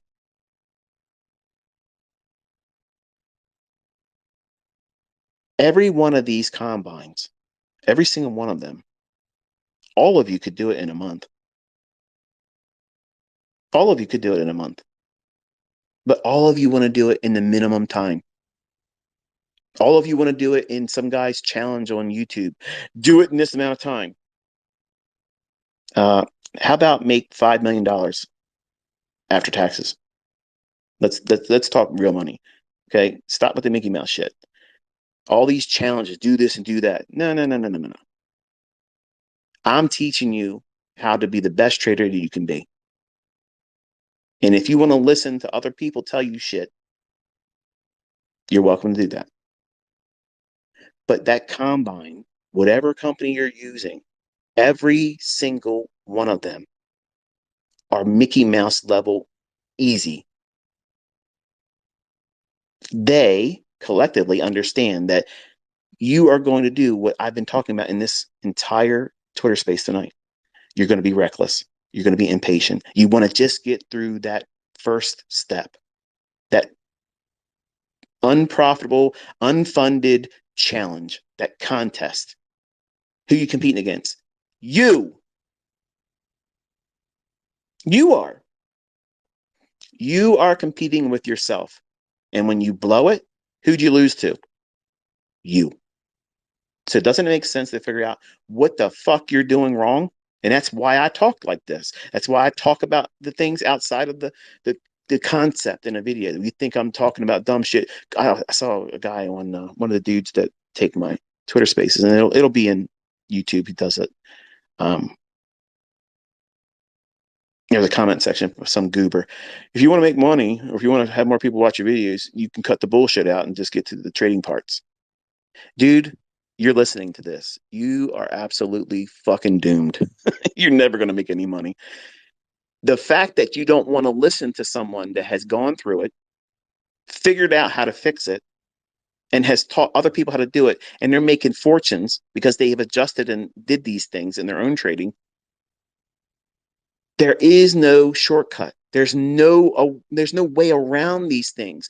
Whether you are met with it right now or in the future, every single one of you will come across this bridge in the road, and either you stop trading because these things are going to be in front of you, these problems that every trader has, or you learn how to deal with it on an individual basis. Like, you are going to wrestle with things that the next person isn't, but it's all the same things: uncertainty, performance anxiety, rushing, not being organized. And the top of the list, unrealistic expectations. My son went into it thinking, I'm ICT's son. It's going to be easy, like a video game. I could be able to tell my dad, this is what I did. Bada bing, bada boom, it's done. Yeah, bada bing, bada boom, you got your ass done. It's over. Now you got to fix it. But now you have it harder because you have to fix all of that negative thinking. You got to cope with that now, which makes everything exponentially harder, but not impossible, but much, much harder. And when I talk to you this way, and most of this stuff is designed for my kids, I'm telling them how to avoid all these things. And two of my boys now have tasted this shit. Cody thought he was going to whip crypto's ass, and it whipped his ass. I told him to stay away from it, didn't listen. Okay. He's not trying to trade. He's sour by it. Doesn't want to talk about it. Doesn't care. Okay, I get it. He wants to be the owner of his stepfather's business, and he thinks he's going to be passed on to him. I don't think that's going to happen. But he's an adult. Let him do what he wants to do. Cameron tried to do it the video game approach. All wrong. Caleb, slow and steady. Not trying to be big, not trying to worry about getting out of his job real quick. Just real slow and steady. Real slow and steady. And he'll get there. I'm confident. I'm confident he will have all the traits that I want all of my kids and all of you as my students to have. He's not in a hurry to go in and tell his boss, I don't need to be here anymore. And because of that, he has the right mindset, and it'll carry him. He has no girlfriend, no social life. It's work, study, markets. That might not be for you. Okay. I already said I'm not for everyone. The markets are not for everyone. But there is no sugar-coated, cookie-cutter approach that you're going to be able to walk out there, start making money, have no problems, no issues mentally, no baggage, no drawdown that causes you to think recklessly. There's nobody teaching this stuff. They're all trying to entice you to buy courses, buy memberships, buy products, follow me, copy me trading. You have to deal with the realities of you're going to do it wrong. What are you going to do when you do it wrong? How are you going to cope with it? How are you going to get past it? I've been there. I've been there lots of times. And I thought I had it figured out way faster than I really needed to invest more time. But I had to discover this stuff going through it, patching myself up, stopping the bleeding, and working extra jobs when I didn't have a whole lot of free time as it was, just to get a little bit of money to start doing it all over again and making the same mistakes, thinking that I was going to get a different result. And many of you are doing that. Even with my concepts, you're trying to force something that's not in the chart. You're trying to see a breaker. You're trying to see a fair value gap, a silver bullet, because you want it to be there. You're impatient. You're not waiting for it to form. You want it to be there. So you're going to look for it. And damn it, you're going to see it. They're like ink blots. They're Rorschachs. They're projecting what you want to see. And you're fooling yourself instead of understanding how to read price for real. And you can't do that quickly. I've never said that you could do it quickly. But once you understand how to read price and you understand how to determine where the draw on liquidity is, 90 fucking days, you apply that silver bullet, you don't need a job. That is not 90 days you can quit your job. There's people out there taking my comments and making YouTube channel videos saying I'm going out there and telling everybody to quit their job in 90 days. No, you have to at least know what price is doing apart from the silver bullet. Silver bullet's just a multiplier. It's a model that lets you go in and act on what you should already understand about the marketplace. You're not doing that in 90 fucking days. Okay. You're not. You will not. Okay. So that way we're understanding ourselves. But if you spent a year back testing and tape reading and you get a really good feel for what markets are doing and how they work from one liquidity to the next, look at the video I put up, One Setup for Life. I literally tell you how to go in there and use the previous session's liquidity. And for the folks that are asking me, can you teach the London session? Just look at the previous day's afternoon PM session. I don't know why you're making it hard. Like, that's what you do. That's all you do. Apply that in between the 2 o'clock and 5 o'clock in the morning, London Open Kill Zone. Whether it's Forex or futures, it doesn't fucking matter. It's the same stuff. Like, you are all complicating something I've made very simple because you're bringing something that you think is a mountain issue, and it's not. It's insignificant.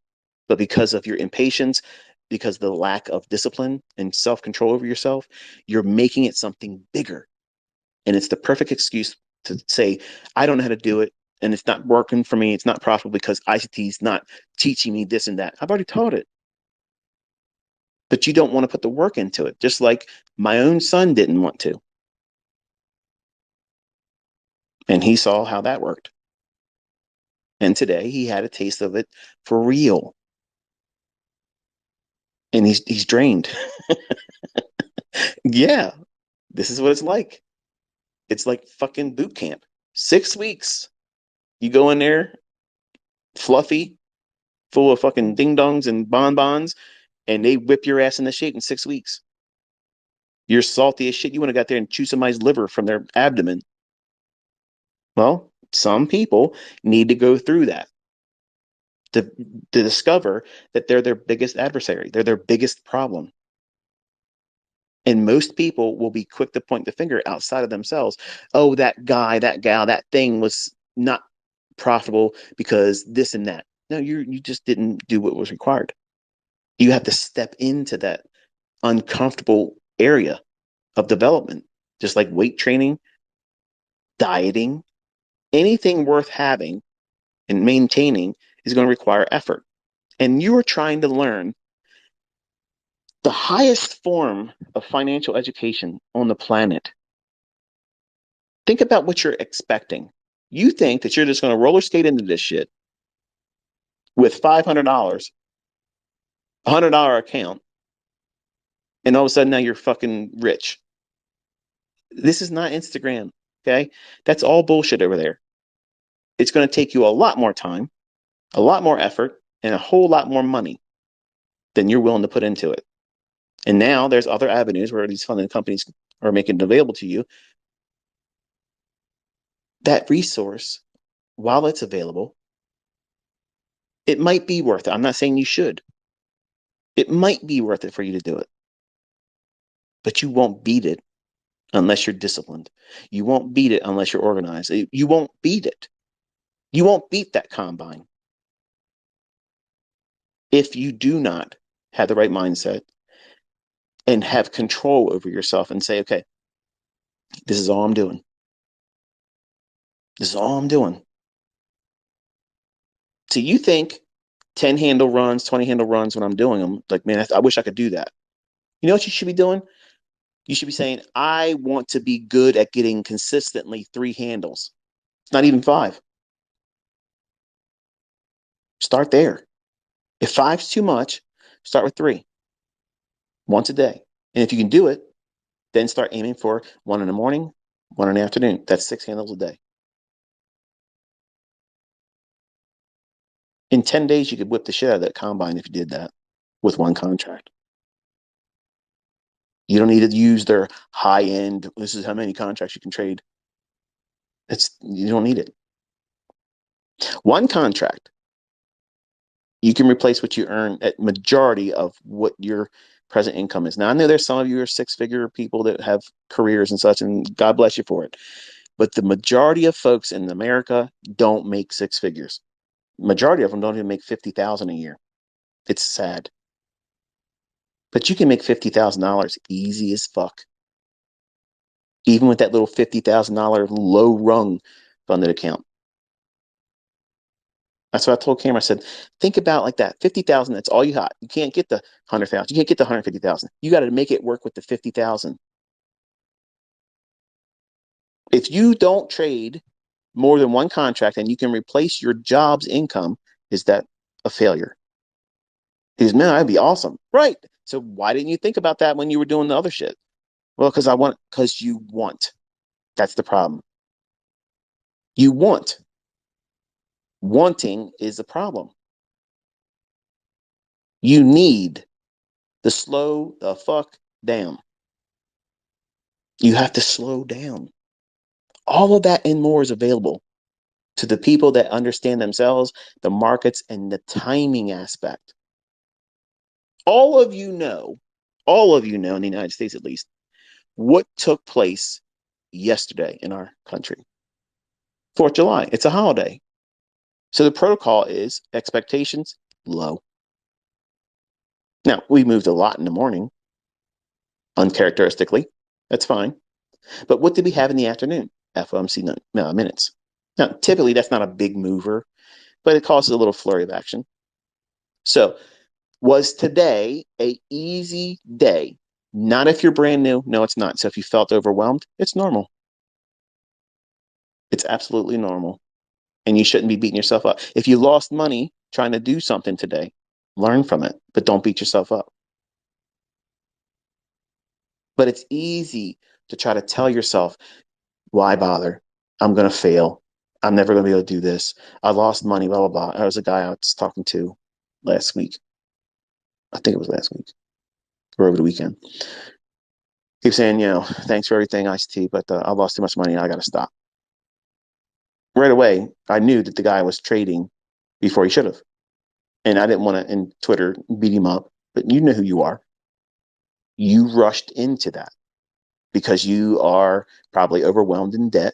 You're probably overwhelmed with the pressures of the world and your personal life, and you need to make a change. Everybody has room to make change. But in this industry, you can't speed it up. Just because you need it, just because you want it, isn't going to make it manifest itself. Okay.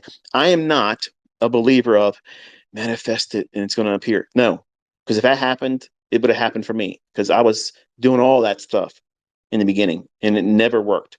And working very, very hard doing the wrong shit isn't going to make it happen either. You have to know what you're doing and you have to know yourself intimately. That means all the ugly parts, the things that you never want to share with anybody else. That shit is the problem. And every one of us, every single one of us have those flaws, those triggering mechanisms that cause us to lash out in our personal relationships. We start fights and arguments and we don't realize it, but we're doing it. We're causing drama at work, online. If you go to bars or whatever, something happens in your brain before you got in that fist fight, either got your ass kicked or beat the other guy up. Now you're in jail. You're driving down the road, somebody does something, you get out and you kick and stomp their car in. Now you're getting fucking sued. All of us have frailties, character flaws. And nobody talks about the things that's going to wreck your ass in trading because it's not pleasant. Nobody wants to be reminded that we're all human, that we all have to wipe our ass. Yeah, that's the reality, folks. There's no sugarcoating it here. And if you don't have these realistic perspectives going into this, it's easy to fall into Instagram fanciful believing it's fairy tales and it's all going to happen for me magically. All I got to do is buy this guy's bullshit, sign up to his Discord, go into his horse shit. Nope. It's going to take a lot of effort. But I promise you, I promise you, if you do what's required, it'll be a whole lot less time that you're fearful it will require. See, you're thinking it's going to take 30 years. No. You're thinking it's going to take 6 years. ICT said it took him 6 years to figure this shit out. No, I had to figure myself out in those 6 years. I figured out everything I needed to know about the trading part in a little less than 3.5 years. But we'll call it 3.5. Just call it 3.5. But it's just a tad underneath 3.5 years. I had everything in my head technically that needed to be applied for me to find everything I needed to find for setups, endless setups. But I wasn't satisfied. I wanted to supercharge it even more, and I was pursuing perfection, and I created a lot more performance anxiety issues in myself by trying to improve upon what you now know and what I'm sharing here. So it won't take you when you get there, when you arrive at your consistently profitable, comfortable zone where you don't need to do anything else. You don't need to tinker with it. You don't need to change anything. You don't need to watch anybody else's videos, mine included. You ain't got to watch anybody else's courses, books, none of that shit. You know exactly what you're doing tomorrow, the next day, 5 years from now, it's going to be the same show, boring. You go in, you make your money, you stop, you go live your life. That's what real traders do. That's what real traders do. They are not in here all day long, chained to these fucking computers. They're not doing that. They're not doing that, folks. The people that make money, they go in, they get their shit, they get done, and they go live their life. How many of you are looking at trading like that? Chances are you're not. You want to trade the London session, then you want to trade the New York session, then you want to trade the PM session, and then I hope there's going to be a move in the Asian session because fuck it, I got time. No, no. Which time of day works for you? London, morning AM in New York, or PM session? Forget Asia.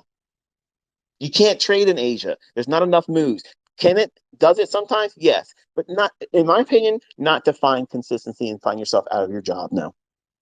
No. The volatility is too low right now. When the markets were really wild and we had these really 300 pip handle, not handle, but 300 pip ranges every day. This was years ago. Asia used to be really nice, but it's consolidated and it's a whole lot more quiet in that period of time. Even in the yen pairs, Aussie pairs, New Zealand dollar, they're usually the markets that are prone to be more active then, and they're just simply not enticing enough to do it. So what happens? What do you got to do, ICT? If the only thing I can trade right now is in Asia, then you need to make changes in your life. If you want this bad enough, you'll make the changes. And the efforts that you do in your back testing will give you the courage to make those changes. Don't just do it blindly. Show yourself with evidence that the things that I'm teaching you are in the charts, not because you did it for a week or a month. Really, really go in there and be highly critical. Do the things I tell you, show up in price action. When I tell you they're going to show up, how I teach you that they're going to appear in price. You're not manifesting shit. The market's going to design. It's designed. It's coded to deliver like this. If these things are in price action beforehand, in that time of day, you expect this thing to unfold, and then you wait for it to happen, and you do that week after week until you have months of experience doing it. Nobody's going to be able to convince you that what you have observed isn't the facts in reality. And you will do whatever you need to do to make the changes in your life. That means change your career, change your location, move, step down from how you live. right now. If you're single and you don't have kids, it's real easy to do that. But if you have a family, it's challenging. I'm not saying it isn't. But are you willing, if you discover that you can do this, but you have to make some changes that require you to go down in your living? You might live in a nice single family house. What happens if you go down to an apartment because of the requirements for money or moving to a different time zone? All of you are going to have different things, these different kinds of barriers, but they're not mountains that can't be passed. They're just speed bumps. And I'm trying to minimize it because I know some of you are going to have, but you, ICT, you don't know. It's easy for you to say. No, look, I'm not saying it's easy. I'm saying that I don't have a way of fixing everything for all of you. Remember, no sugarcoating. And you can't fault me because you live in a time zone and work a career and you have a family and you have a spouse that it's not supportive. That's not my fucking problem. I didn't create that problem for you. And some of you send me emails bitching to me like I caused that for you. I didn't do that. I don't know you. But that's the level of mentality some people will apply to me as a mentor and think that, I'm somehow supposed to pull something out of my ass that fix that. I don't have a solution for those things. You're going to have to make those changes. So there's a lot of difficulty when you step into this industry, and it's intimidating. And if you start off on the wrong foot, even worse when you're told not to do those things and you do it, and now you have fear behind every execution. You have concern about whether you're never going to be profitable or not. It's easy to talk yourself out of it. It's real easy to talk yourself out of this. And I'm just reminding you, don't. Don't. I'm not making any money talking to you right now. There's no ads here. I want you to be successful. I want you to know what you're walking into is going to be very difficult because you're going to make it almost impossible. You are. You are the thing that's going to make it or break it. That's it. That's the way it works. You're not going to shorten the learning curve by anything. Nothing. I don't care what they put in their titles of their fucking videos. Nothing is going to shorten that learning curve. It is not going to happen. Whatever that you on an individual basis require is what's going to require. And you don't know how long it's going to take. But you have to show up with the expectation that I'm here for the duration. This lifestyle, this income opportunity is worth it. I don't give a shit how many months I got to do back testing. I don't give a shit how long I got to do tapering in the future. My outcome, my end result is I'm going to make whatever the fuck I want to make. And nobody's telling me how much it can be. Nobody's going to put a limit on it. Nobody's going to tell me I can't go on a vacation, go here and go here. Nobody's going to tell me I can't afford this. Nobody's doing that. Nobody is doing that.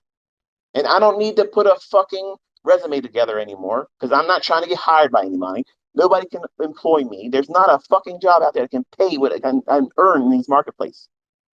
That's what your mentality needs to be. Maybe not so much with the cuss words, but that's how it has to be, folks. That's how it has to be. You have to resolve in yourself, say, you know what? This is going to be hard.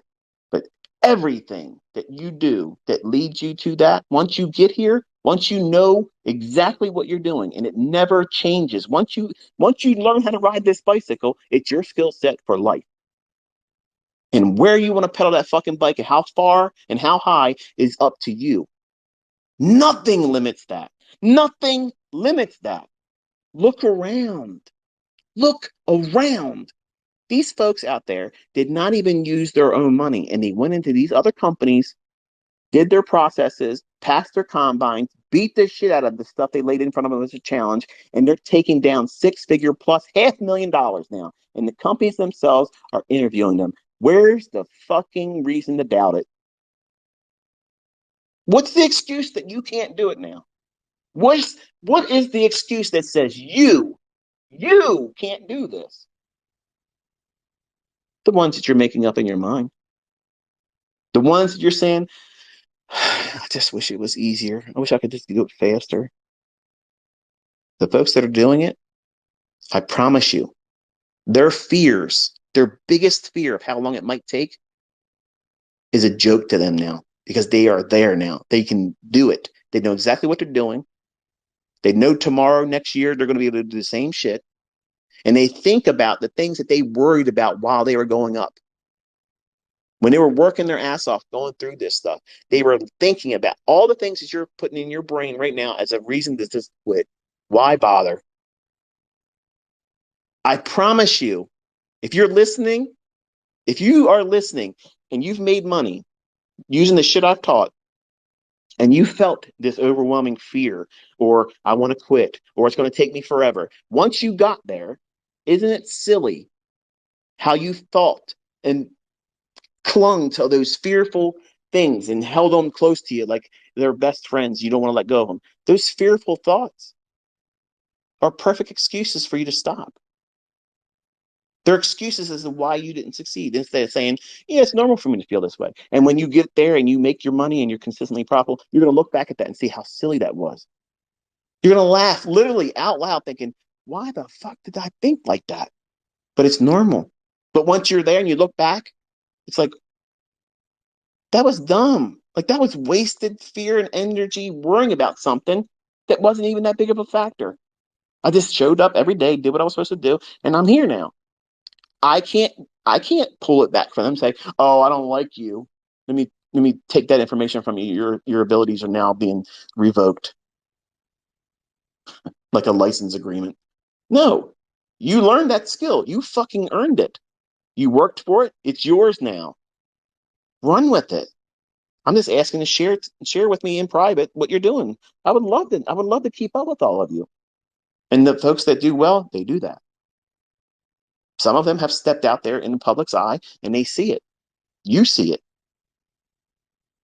They want to be bigger giants and titans in the industry. God bless them. I'm not trying to pull any of them down. I'm pointing to them. Look what they did. Look what they did. I didn't tell them those trades. They got in on their own. They pushed their accounts up there on their own. That's fucking awesome. And every single one of you have the ability to do this and more. But you're sitting around worrying about, oh, what if the market stops working? Who the fuck knows if it's going to stop tomorrow? Who cares? Why are you worried about? Well, all these people are learning your shit. I see the algorithm is going to change. I'm not changing shit. It's not changing. Why are you wasting time making excuses for your shit? Get out there and start working towards it. You might as well just roll over and fucking die if that's how you're thinking about it. Like, oh well, what's the point? I might as well just work this shit job and this mundane existence, because they might change everything. What if is the worst thing you could ever do? If it's holding you back, if a what if thought is holding you back, you need to flip that shit upside down and say, what if it doesn't stop? What if I get out there and I do it and I fucking make way more money than I fucking never thought I could? What happens if I do it in half the fucking time that I've been fearful it's going to require? Do that. Because that's the shit I had to do. I had all those fearful thoughts. I had all that shit. And I said, you know what? There's nobody here encouraging me, so I'm going to look at this like I'm a fucking underdog. The world says I can't do it. My friends and family says I can't do it. My wife left me. I'm fucking broke. I'm going to change shit now. I'm going to fucking do this. They said I can't do it. I'm going to find 81 fucking ways to do it. 81. I dare a motherfucker out there to say they got more fucking entry techniques than me. There ain't a fucking person one that can do that. I will tap dance every fucking day on these fucking markets and do whatever the fuck I want. Moonwalk out the fucking door. Profitable. There ain't a fucking thing I can't do in these markets. And when you know how to do this shit, you'll feel just like that. And if they want to say you're arrogant, fuck them. Fuck them. They're broke. They're fucking working. They don't give a fuck about anything that's successful because they can't fucking do it. They want to drag you down. I'm telling you, I'm grabbing you by your fucking hair and I'm yanking your fucking ass up here with me. Come up here. Come up here. You're laying around these low vibration fucking morons. You're listening to people that are fucking broke. They're broke. And you're taking this bullshit and you're listening to it and you're taking it and you're subscribing to it. And you're holding yourself back. For what? For what? You're afraid someone's going to say something bad about you online? Fuck these fucking broke motherfuckers. The people that are talking the loudest, they're fucking broke. They can't come here and cancel shit. Look at this fucking army we are. Look how many motherfuckers are coming up. This crop ain't done growing. We're climbing. Okay. Everything that you're seeing around here, this community, even when I'm fucking slowing the fuck down, it's still gonna grow. Everybody's gonna be doing this shit in the future, and they're gonna say, you know what? This shit is the real fucking thing. This is the real shit. I wish I never would have done this. I wish I would have started sooner. Every person that's made fucking $500,000, $100,000, whatever the fuck it is, they've always said the same thing. I wish I wouldn't have listened to the bullshit that people say about ICT and his fucking concepts. I wish I would have started fucking sooner. I wish I would have blocked out all the bullshit because this is it. This is exactly what I was looking for, and I wish I would have started sooner. Everybody fucking says that. Everybody says that. Nobody that put their efforts into this then fucking started making money said, I regretted doing this. Fuck this. I don't like all this fucking money. I don't like this fucking success. I don't like this fucking continuity. I hate being this fucking calm going in the marketplace. I can't stand not fucking being able to be a consistent loser. I want to fucking just stay in bed because it's just the same thing every day. I go out and I know what I'm looking for and it happens. Does that happen here? No. Everybody's calm, cool. I'm the only one that gets fucking nuts.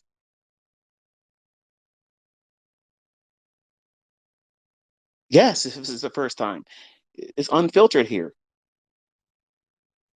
I'm not supposed to be listened to with your kids next to you. But there's a whole lot of bullshit in this industry from people that don't make no motherfucking money. They can't produce a fucking millionaire student, ain't got no profitable fucking students. They got a lot of chit chat, a lot of shit talking.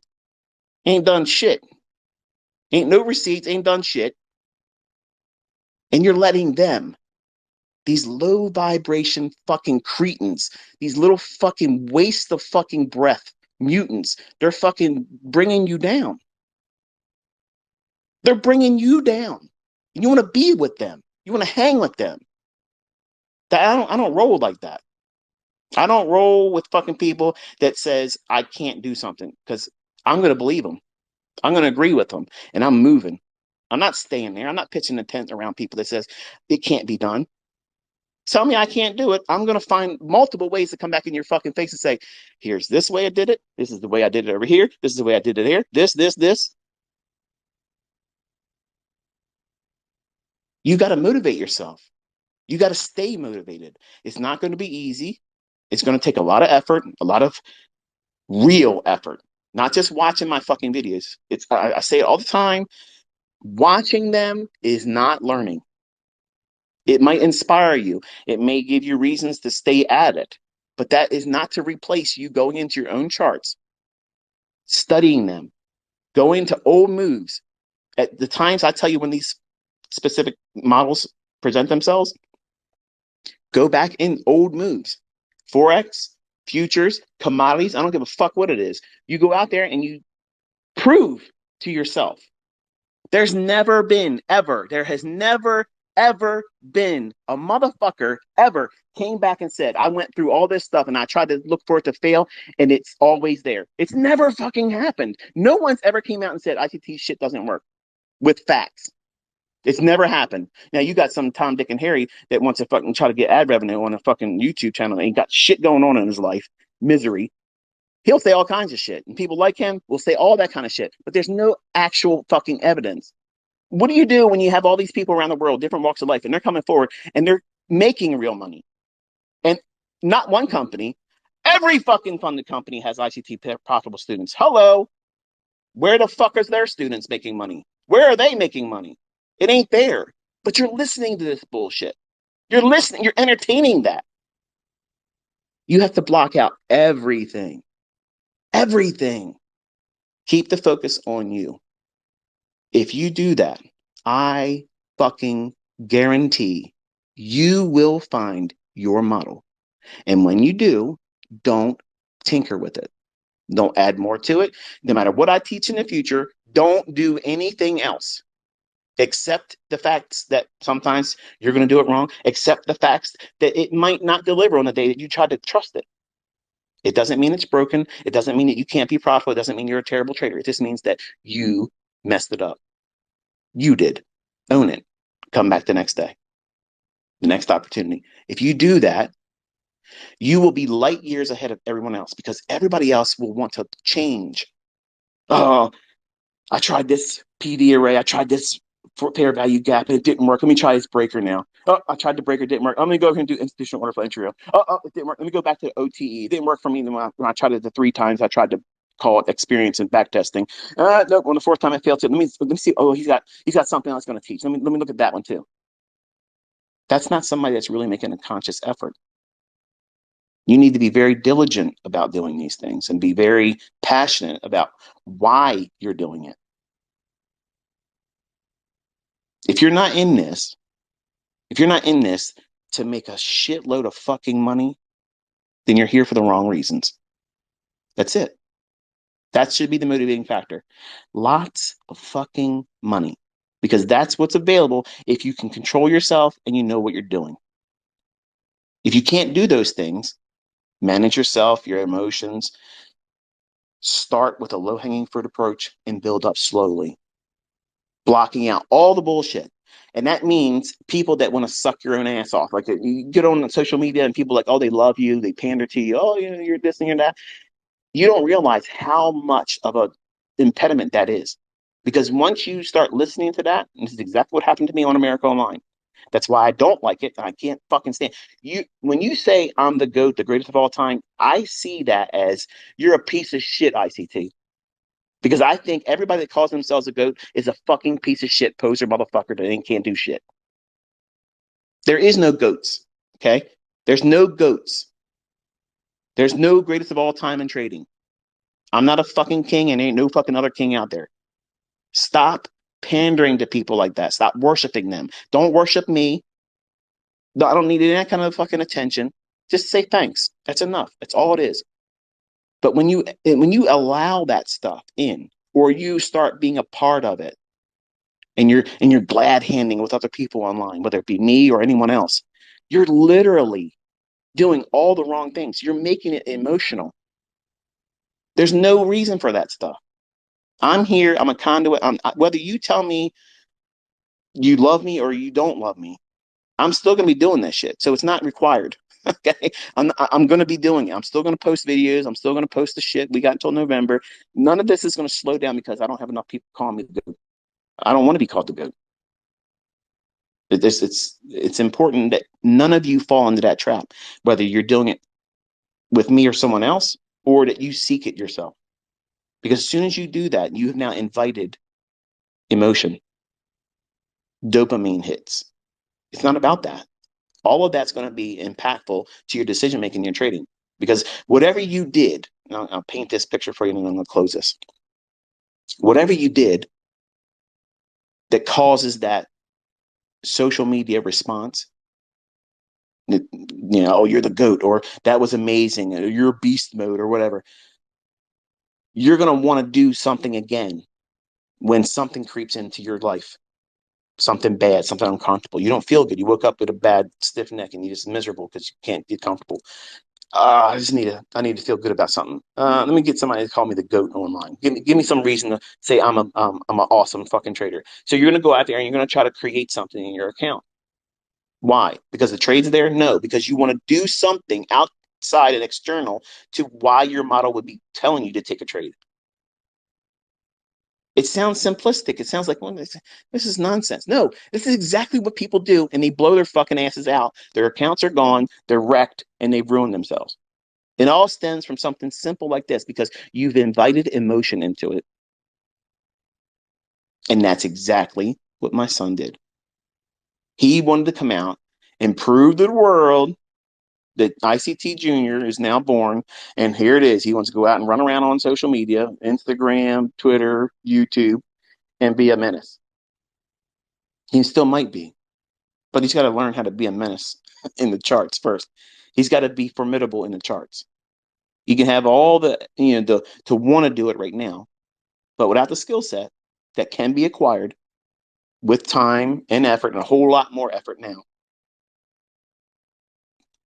it won't happen otherwise. Just because I'm daddy, ICT, just because he's my son, does not give him that built-in advantage. There's no built-in advantage. There's no advantage at all. And with me sitting him next to me, with all the things that's going on in his mind, I have to now arm wrestle him and make him conform in the things that he doesn't see as the right way now. Just like some of you probably already turned this Twitter space off because you think it doesn't apply to you. I guarantee you haven't made money if you did. The folks that turn this off are the ones that think that they can go out there and watch a 5-minute trainer video, watch some kind of horse shit, go in and watch my video, and they should be able to walk out and be profitable and pass a funded account challenge the first time and start making $20,000 a month in payouts. That's the people that turn off these parts of the video, or they don't listen to these discussions because they have their own head up their own ass. They can't see where they're at. They don't know the lay of the land. They've never been there before, and they believe the bullshit that's online. So, yes, it's difficult. Yes, it's intimidating in the beginning, but you have to have this approach that you're not going to stop. Nothing is going to deter you. Nothing's going to talk you out of it, you or someone else. And you have to guard your mind. Every single one of my profitable students will tell you the same thing.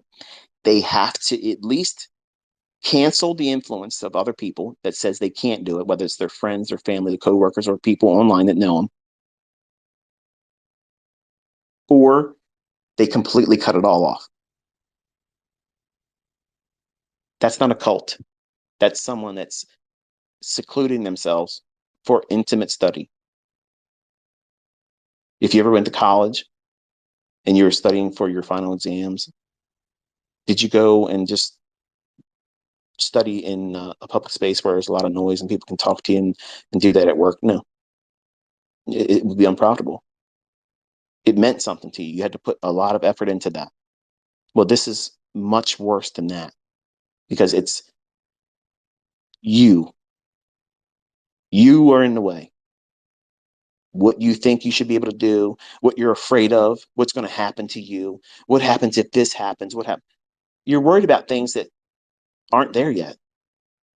And if you do the things I'm telling you to do and you develop a good work ethic and journaling, when you encounter the things that you're afraid of, and by hearing what I'm telling you to do and how to cope with all those things, they won't be so terrifying and scary.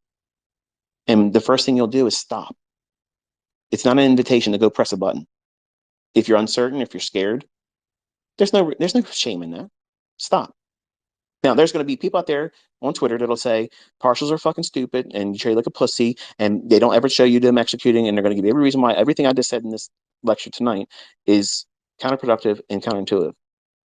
But I'm going to tell you that you have to reward yourself. Along the way, you have to do it. That means when you feel staying in a move and you're brand new, get out. It's so much better to do that and then see if it panned out in your favor and say, okay, I wasn't comfortable there. I got out. And it allowed me to have a clear perspective of what the market was doing because now I'm not influenced by the profit and loss of it. And then I'm now encouraged because if I just would stay with it, I'll remember this trade the next time. And then I'll try to stay with it a little bit longer. And you gradually grow into that. Nobody walks out there and does a full pull from entry, stop loss, and full target, no partials, and it just goes right to the thing. And they just did it the first time, and that's how their trades are the rest of their career. It doesn't work like that, folks. It does not work like that. And if it did, they'd be on there showing you executions and showing that they can do it, and they're not doing it. So anyway, I got that off my chest today because it was a little much for me to sit there all day and go through a whole lot of stuff that could have been easily avoided if you would have listened to me. But we're on the right path, and you are too. You just got to stay with it. Hopefully you got something out of this tonight that was helpful. Hopefully I gave you some encouragement. If not anything, I made you laugh and you had some entertainment value out of it, and that's a win too. Okay, so I'm gonna close this one. Wish you all a very pleasant evening, pleasant day, and until I talk to you next time. Be safe.